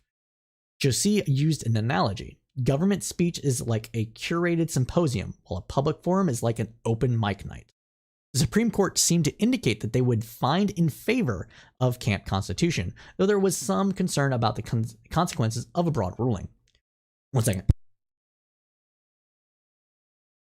For instance, if the court found against City of Boston, would the city have to fly flags bearing a swastika? Matthew Stover, a lawyer for Camp Constitution, said yes. He added that an informed observer familiar with the city's flag program and its history would know that the flag flown on the third flagpole represents private speech. I think that's a bit of a stretch. The assertion met a skeptical response. Such an observer must be very informed, Justice Kagan said. As for the more typical ones, she said, all they know is, I've seen the City of Boston flag here 1,000 times, and now I see another flag. It must be the City of Boston deciding to say something else today. And I think that is probably more along the lines of what most people would know, because a lot of people just don't know shit. Let's be real. We here, me, my viewers, people that watch other content creators, are typically a little more politically engaged than the average citizen, and I think that this would be what the average citizen would take from this. I mean, for fuck's sake, we have people thinking that like a whole host of things. So I'm not even gonna get to it. So Douglas Howard Demure, a lawyer for Boston, said there were limits to what the city must be made to allow. Private parties are free to wave their flags on City Hall Plaza or even raise temporary flagpoles there, he said, but they cannot commandeer the city's flagpole to send a message the city does not endorse. I think this is a good argument as well. The solution, some justices suggested, was for the city to exercise more control over the process so that it would be plain that it was endorsing the message the flag conveys. Justice Amy Coney Barrett sketched out what such an approach might include. Quote, the city of Boston sits down, asks what's going to be expressed, and says, yes, this is an idea that Boston can get behind, she said. And a government's official participants in the flag raising participates in the ceremony and communicating that. That quote, or this is her saying this is what the city officials say. Yes, Boston is happy to celebrate and communicate Pride in Juneteenth, but no, Boston is not going to participate in a flag raising for the Proud Boys. We'll keep you updated when the court hands down its decision, which will likely not happen until next summer. So let's talk about this a little bit here, right? So this is a very interesting case, and I think both sides make a good argument. We have a comment from the West Dude. If they have ever allowed a religious flag over the past 12 years, then they have no right to refuse. And as stated, they have not. They have said that we're just not going to endorse any religious affiliated group, and we're going to keep it neutral by not having religious groups up there. But what we're seeing here, right? What we're seeing here is that conservatives are pushing back against the notion that you can keep things entirely secular that aren't contrary to religious beliefs. For people that might not know, I attended Modern Day Debates Con over the weekend. If you don't know what modern day debates are, you should if you're watching this program. But I'll tell you, it's a program that's existed, I think, for 3 years now, and it pits people of opposing sides against each other in kind of a looser intelligence squared kind of format where they argue a position, lightly moderated, and they talk about a whole host of different things: religion, philosophy, politics, economy, etc. And they generally have really good people on there, and sometimes they have some boxing matches. Shout out to Dylan Burns and Haas. But one of the things here is that I was talking to a religious conservative person, and they said that they are not comfortable with a pride flag being flown because they feel that endorses a particular political message and would inculcate people to being against Christianity. Because if you are against if you are seen as endorsing the practice of homosexuality by raising a pride flag, then you are by definition being against the people that see it as a sin. I don't agree with his analysis, but he did make a compelling case. Don't get me wrong, I don't think that's what's happening here, but I can understand why he sees it that way, why this particular person saw it that way. And I don't think that it is without merit. We'll put it that way. And so when we're talking about these kind of things with these flags, I think that same thing might exist here. Now, it is interesting that Amy Coney Barrett, the most religious person on the court, said that they could weave this in such a way that allows the city of Boston, to limit what they do and don't do by making them more directly participating in the process. And since I got an Amber Alert on my watch. And since they allow other people to raise temporary flagpoles and put other flags on the grounds, then it would clearly designate what the city of Boston is promoting versus what another group is promoting. And I think that is actually a fair compromise. And so do not be surprised if that is actually where the Supreme Court goes with this one. So yeah, I think that's very interesting. All right, moving on. So the SCOTUS, as we anticipated, refused to hear Trump's appeal on the release of records from the National Archives. The vote in the decision was 8-1, with only Justice Clarence Thomas dissenting. Thanks, Milk Chocolate 14, for the follow. The vote in this means that the more than 755 pages of records will immediately be turned over to the House Select Committee. According to Politico, among the documents sought by the committee are speech drafts, call and visit logs, handwritten notes, and other files previously kept by senior Trump aides, including Chief of Staff Mark Meadows, Advisor Stephen Miller, Press Secretary Kayla McInerney, and White House Associate Counsel Patrick Philbin. The records include draft texts of presidential speeches for the January 6, 2021 Save America March, a handwritten list of potential or scheduled briefings and telephone calls concerning election issues, and a draft executive order concerning election integrity. A draft proclamation honoring deceased Capitol Police Officer Brian Sicknick and Howard Lebengood, and associated emails from the Office of the Executive Clerk, which related to the Select Committee's interest in the White House response to the Capitol attacks. We'll go into more details about the decision in our second segment on January 6th investigation, which led up to the insurrection and how the Trump administration sought to overturn the 2020 election, which will happen next week. So let's move on to the economy. So are we heading for a new normal? Let's find out.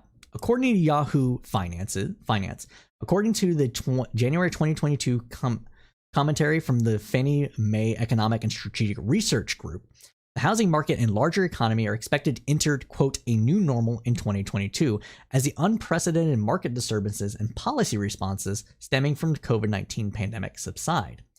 The ESR Group expects inflation to remain elevated in 2022, while still unknown to the extent to which structural shifts in the economy and housing markets over the past 2 years may become permanent. However, the ESR Group foresees economic growth returning to more modest levels, consistent with the long-run trend, while home sales and house prices growth slow to a more sustainable pace. Compared to the prior forecast, expectations for headline economic growth remain largely unchanged. The ESR group expects real GDP growth of 5.5% in 2021, which would represent the strongest annual growth rate since 1984, and 3.1% in 2022, a downgrade of only 1/10. So we're seeing really good growth in GDP. Inflation and supply chain disruptions remain key risks to the forecast, and the Federal Reserve's policy responses to the former, as well as the financial market response to all of it, will be critical storyline in 2022. For now, the ESR group projects inflation as measured by the Consumer Price Index to average roughly 7% on an annual basis in the first quarter before slowing down to a still elevated roughly 4% by the end of the year. Now, why is that? So to me, the reason why we're going to see this happening is because millennials. It's not our fault. All right. What we're seeing here is that COVID actually pushed forward the home buying that was anticipated to happen starting around 2023. It pushed it forward into 2020 because people needed more space and the like. But we're still seeing more millennials age into family formation prime economic earning years. And during these years, their prime economic range being ages 24 to 52, and family formation years being roughly, it used to be 22 to 32. I think we need to push that out a little bit. So we'll say like 24, 26 to 34, 36. And we're seeing a lot of millennials age into those ranges. Right now, if you consider a millennial, the oldest millennial to be someone born in 1985, the oldest millennial right now is 37 years old, right? And the youngest millennial, if you consider 2000 to be the last year a millennial was born in, the official numbers are, I think it's 1982 to 96. I don't like the official numbers. I think it's more 85 to 2000 ish, but you get the idea.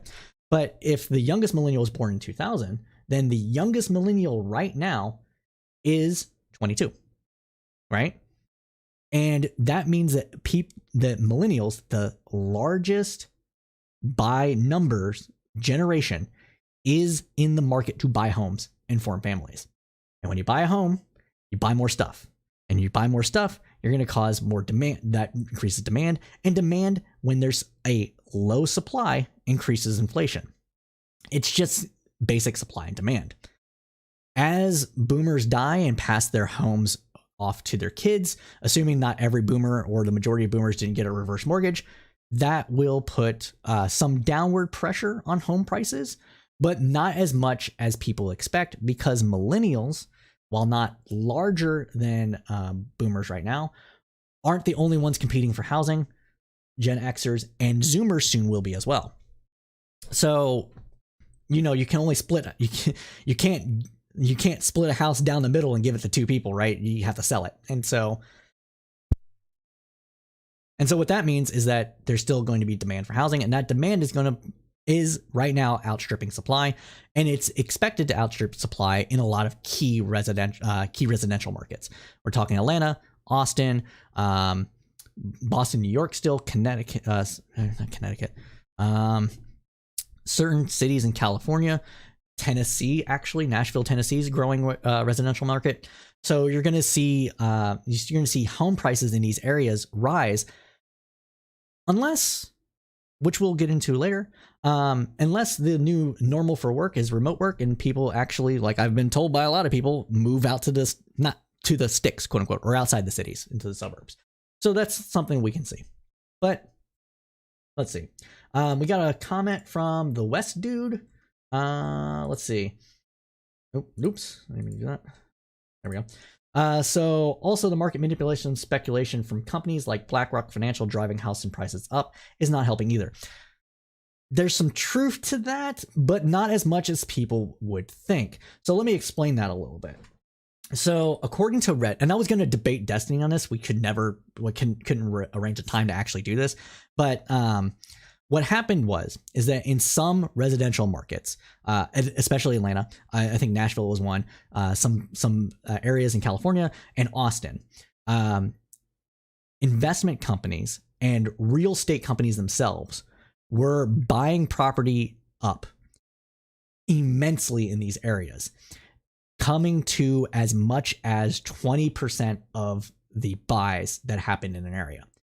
So if you're a person, if you're a company that's offering cash to buy a house, and you're just hand over fist cash, right? And you just want that house, you're going to bid prices up. And that's what was happening in these markets, because they were getting beyond the 80-20 rule, right? So if a single developer or if a single company is buying 20% of the market, that is going to have an impact on prices. It's going to cause prices to go up. However, outside of these markets, right, and outside of that time frame this was happening in, this was I think it was from like February to April of last year, and then it stopped. Like they bought all that they wanted and then they stopped buying. So the overall rate that that these companies own is still less than, I want to say 1% of the market. It could be less than 2% of the market.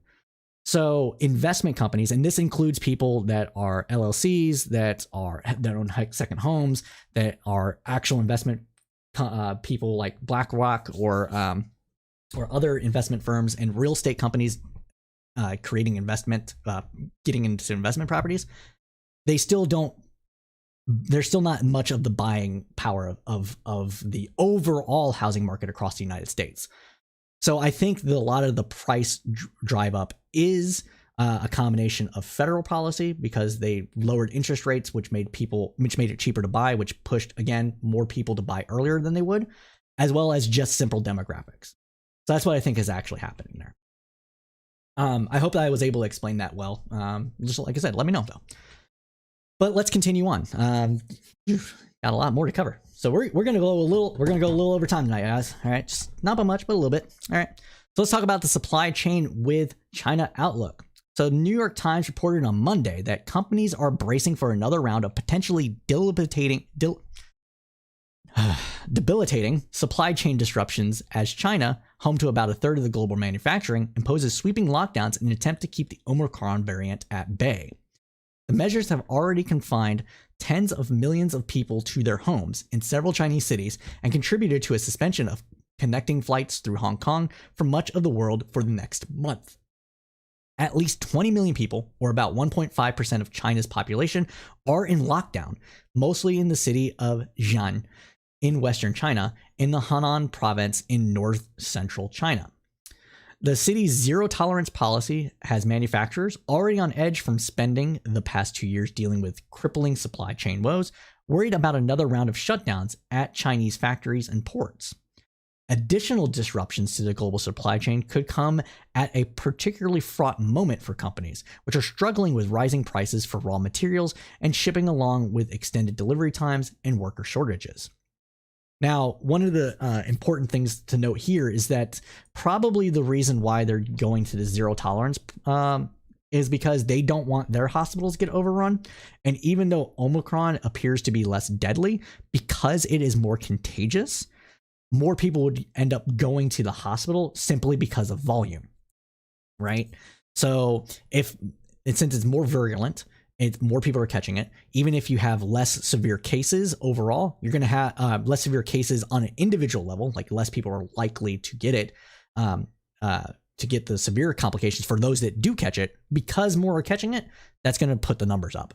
And we saw that in the US. Hold on.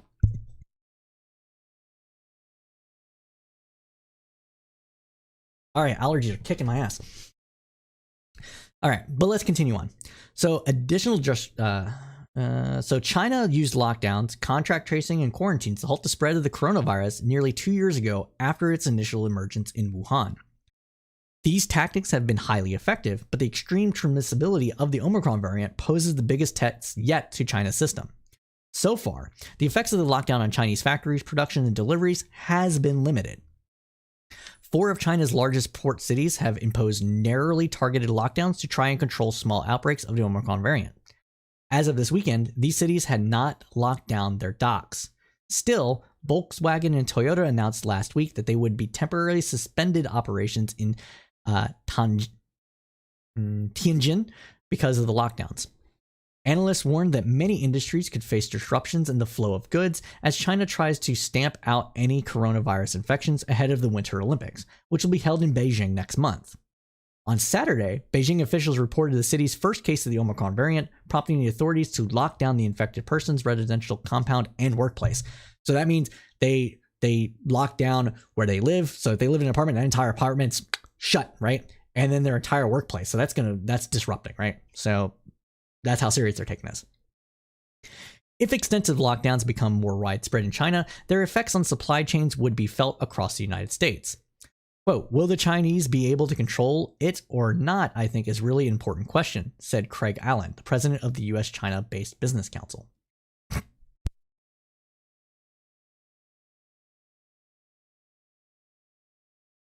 The potential for setbacks comes just as many companies had hoped that they were about to see some easing of the bottlenecks that have clogged global supply chains since the pandemic began. The combination of intermittent shutdowns at factories, ports, and warehouses around the world, and American consumers' surging demand for foreign goods has thrown the entire global delivery system out of whack. Transportation costs have skyrocketed and ports, warehouses have experienced pileups of products waiting to be shipped or delivered elsewhere, while other parts of the supply chain are stymied by shortages. As we've reported previously, one of the problems with this is that in order to cut down on cost, when a shipping container was emptied at a port, they just left it there because it was too expensive to ship it back on the boat across overseas when it was empty.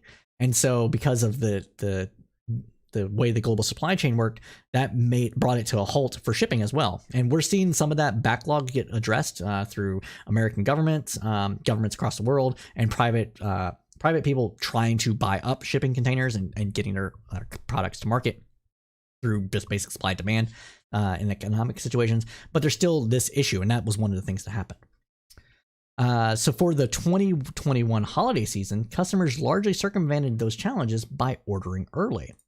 High shipping prices began to ease after the holiday rush, and some analysts speculated that next month's Lunar New Year, when many Chinese factories will idle, might be a moment for ports, warehouses, and trucking companies to catch up on moving backlog orders and allow global supply chains to return to normal.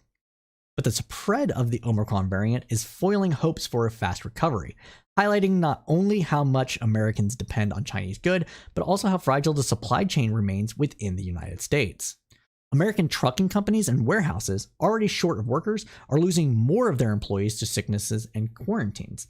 And I can talk about this personally. My brother, Matt, who lives in Indiana, works at FedEx, and he himself got quote unquote flu-rona, which means he was tested positive for both corona and the flu.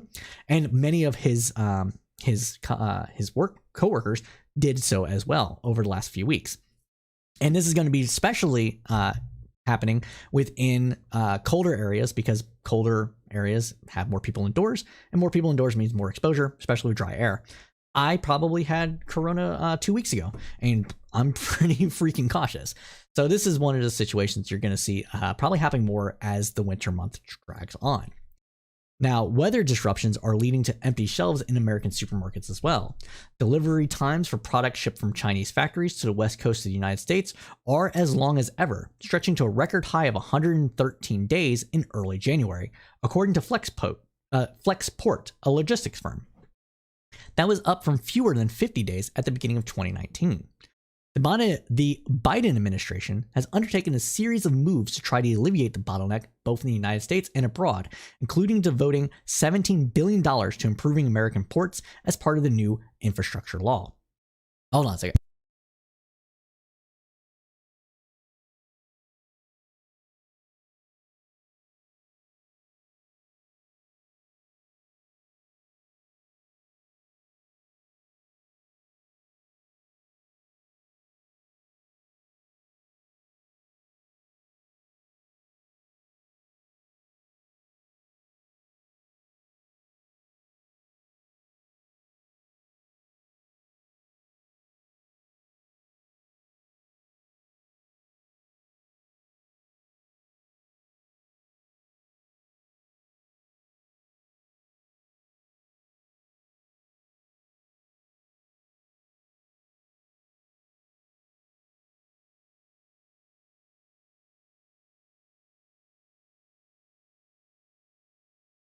I am so sorry about that, everybody.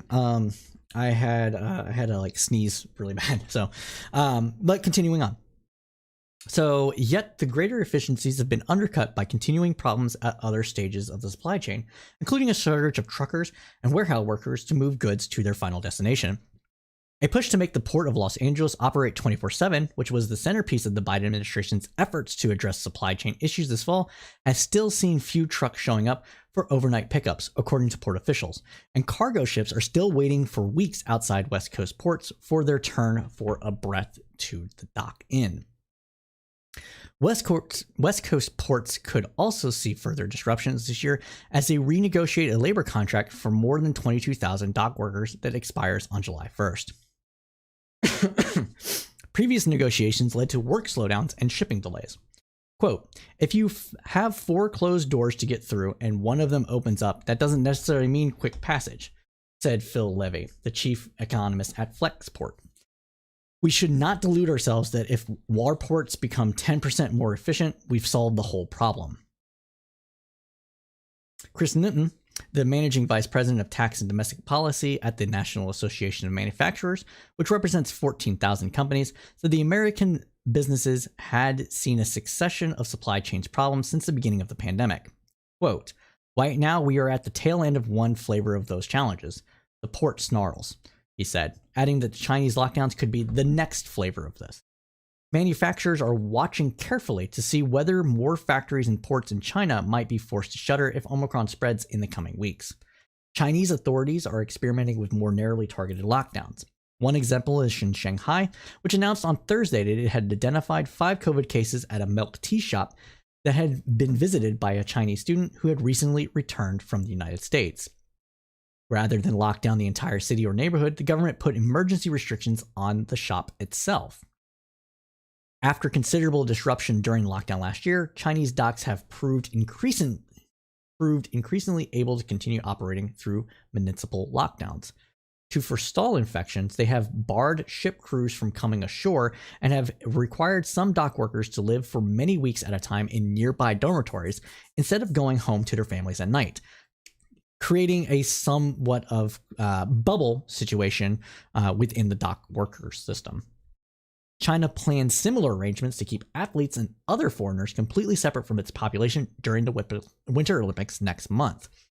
Beijing traffic authorities have even told residents to stay away from any vehicle collision involving Olympic participants to avoid infection. We will keep you updated as more information about slowdowns in the supply chain happen, and should they happen.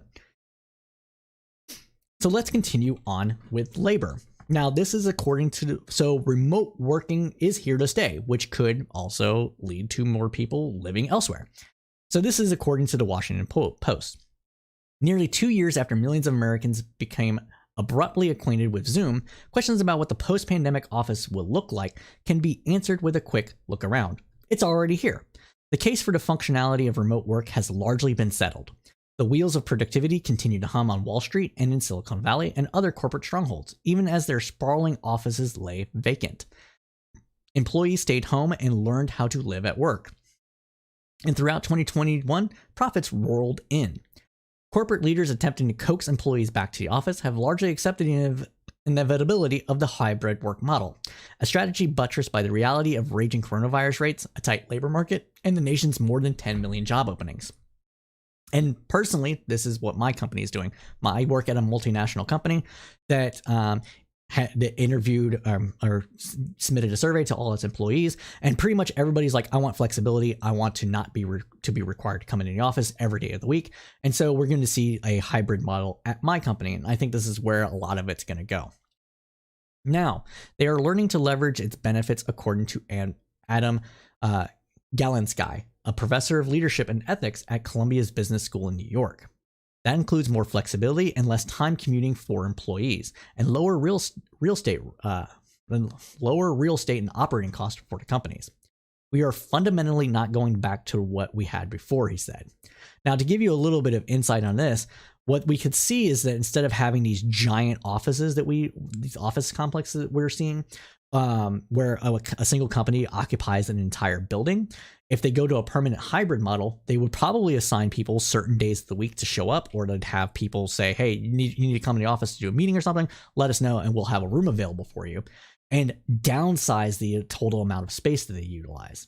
This, ironically enough, could lead to lower prices for startup businesses as well. So should be paying attention to that. Now, the ability to have jobs remotely has changed when people work, what they wear, what tasks they save for the office and do at home. But the downsides of remote work, particularly the deleterious effect of mentorship and person-to-person interactions that shape company culture, still trouble corporate leaders. More than a third of executives polled in Deloitte's 2021 Return to Work survey said the biggest concern about hybrid or remote work was preserving company culture. Maintaining performance and collaboration was also a top concern. Such worries are more acute in investment banks, consulting firms, and sales organizations. Galensky said, businesses in which mentorship is often tied to advancement. So it's no surprise that industry titans like JP Morgan Chase and Goldman Sachs are planning to return to the office in the coming weeks, even as the Omicron strain of the coronavirus tears across the country. Quote, "We are not changing our long-term plans of working in the office, while also experimenting with rotational work schedules," JP Morgan told its U.S. employees in a memo at the end of December. The nation's largest tech companies have held fast to the idea that their staffs will be continued to work together in person again, even as they embrace the hybrid work model. Google, Microsoft, and Apple have postponed their returns indefinitely, emphasizing that they were responding to employees' calls for flexibility. While the future of work, while the future of work will become increasingly flexible, the ability to collaborate and build community in person will remain an important part of Google, the company told the Washington Post in an email. Quote, "It's why we continue investing in our offices around the world. Many of the companies still pushing to go back to the offices have also been among the most persistent in their vaccine requirements." This past week, JP Morgan's chief executive, Jamie Dimon, said the bank would fire unvaccinated employees. Citigroup has plans to do the same even after U.S. Supreme Court on Thursday blocked the Biden administration from enforcing its vaccine mandate for larger employers, further complicating corporate efforts to convince workers it's safe to return to the office. Now, the tensions between the demand for flexibility and the cost of committing to it entirely is likely to grow. Fewer than 28% of those employed in the nation's 10 biggest business districts, including Washington, New York, Chicago, Los Angeles, were at the office the first week of January, according to data from Castell Systems. And 55% of remote workers would consider quitting if their companies tried to force them to return to the offices, according to research this month from Morning Consultant. Though there are plenty of reasons to justify a remote workforce, getting executive buy-in comes down to growth, according to Mark Sandella, chief executive of Ladders, a job site for positions that pay more than $100,000. Quote, "If you want the opportunity to grow your business in 2022, if you want to hire, it turns out that you have to hire out of the office," he told the Post. Companies are also already seeing the benefits of a bigger talent pool. For instance, Twitter credited its shift to remote work with making the social media giant's U.S. workforce more diverse. Black representation grew by a third to more than 9% in the past year, while Latino hiring grew by half to hit about 8%. The company said the past week in its annual diversity report. So we are at time. So if this is the first time you've ever joined the news roundup, we like to close out our news roundups with a segment we like to call News of the Weird, where we tackle something that we find weird, interesting, funny. It runs the gamut between like a crocodile eating someone's hand or like popping up or something, to what you're about to see is quite disturbing, in the kind of sense of like, how can people be this stupid? So let's go ahead and get into that. So 1 second while I go to the thing. So we're going to watch this TikTok. And we're going to watch this together, and we're going to marvel at how nothing is new under the sun. Let's go ahead and start. All right, guys, so I felt it in the Holy Spirit. To do this video. I'm here at Walgreens. Yeah. So they look like normal shelves, but they're not normal shelves. Every single one of them has infrared scanning sensors right here for your forehead, right? The mark of the beast on your right hand or your forehead. Speak to it. 666. The mark of the beast. It sees you, seek to wave. They're made out of super thick metal. If you don't have the mark later on, you won't be able to buy or sell unless you scan your hand on this. Then it's going to open for you. Then it's going to let you get whatever you need. But without the mark of the beast, you won't be able to use these in the future. These lock right now. All right, and that's enough of that. So let's talk about this, okay? So this is a thing that has gone viral on the internet. It's gone viral because of people like us. It's gone viral because of conservatives. And this is a common refrain of any time the world gets a little weird and people get scared. They think that something is going to end up being the start of revelations and the mark of the beast. This goes, we can track this. At least I can track this. I'm sure there's earlier examples, but one of the ones that stick out most in my mind happened in the United States is with the Social Security card. People, when the Social Security card was being issued and talked about, considered that to be a mark of the beast. And so we have more of that here. And this is coming around with vaccine mandates, quote unquote. It's not really a mandate if you don't actually have to get the vaccine, if there's an alternative, and the like. What this is likely is, what this thing likely is, well, actually, we're talking about it. So let's talk about it. So this is what PolitiFact, like even PolitiFact had to like destroy this fucking viral video, right? So here's what they had to say about this. At some Walgreens locations, shoppers are being monitored by the refrigerator doors as they browse the aisle. The retail pharmacy chain has started using cooler screens technology at thousands of Walgreens stores across the United States. The technology relies on cameras and sensors to determine some of shoppers' general behavior and characteristics, which they are then used to provide targeting advertising, according to the Wall Street Journal and Fast Company. So this isn't the mark of the beast, bro. This is just more fucking invasion of data privacy in order to be able to sell that information to advertisers, to target advertisement and actually get a better understanding of how people make decisions of buying high fructose corn syrup poison that I love so much and put it into their bodies. It's also to probably deter theft and to also allow for easy at their checkout as well. So this is one of the things they said. If a shopper grabs a 6-pack of beer near dinner time, the cooler doors might display a promotion for frozen pizza. For example, Cooler Screen CEO Arisen Avankin told Fast Company. Cooler screen freezers and refrigerator doors are designed to provide targeted advertisement to shoppers with the ultimate hope that they will buy more. The point of a company's advertising something is so that the consumers will make the purchase. Political facts ruling on this is, of course, pants on fire. I don't know why the PolitiFact had to do this. I don't know why people bought into this, but honestly, the reality of this is so much more interesting and dystopian than the idea that this is fucking mark of the beast bullshit. And I want to know what you think about this. I want you to tweet about this and just call into action, right? Tweet about this. Ooh, like my page and everything right there, right? Go like the page because everybody, we are out of time. So thank you everybody so much for watching us. We had a good amount of people watching us today, and we are hoping to grow and do this more and have more streams for you. So thank you, because without you, I would just be a person shouting into the void that is the internet. Special thanks to my producer, the person that wrote the copy and helps me with my research, Nikki. Without her, this wouldn't be possible either. So again, Nikki, thank you so much for helping with this program and everything that you do. If this was the first time you joined us, we do this every Thursday from 8 p.m. Eastern Standard Time, roughly about 10 p.m. Eastern Standard Time, give or take about 10 minutes. And so be sure to tune us in every Thursday for that. We also do another podcast called Cipher State, and Cipher State is a foreign affairs and foreign policy focused podcast where we cover a foreign thing that is happening a little bit more in depth than what would normally see on this program. Also, join the Discord. We're going to have a bunch of contests and stuff like that. We're also growing our community, so you can see us there. And join the Tribune and everything. If you like to Facebook, or of course it's not working. There it goes. If you like Facebook, join our Facebook group/Tribune Commons.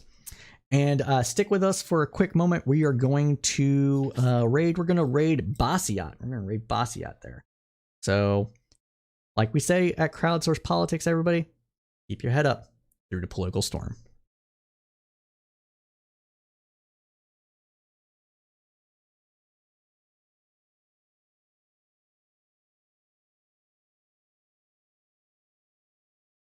What?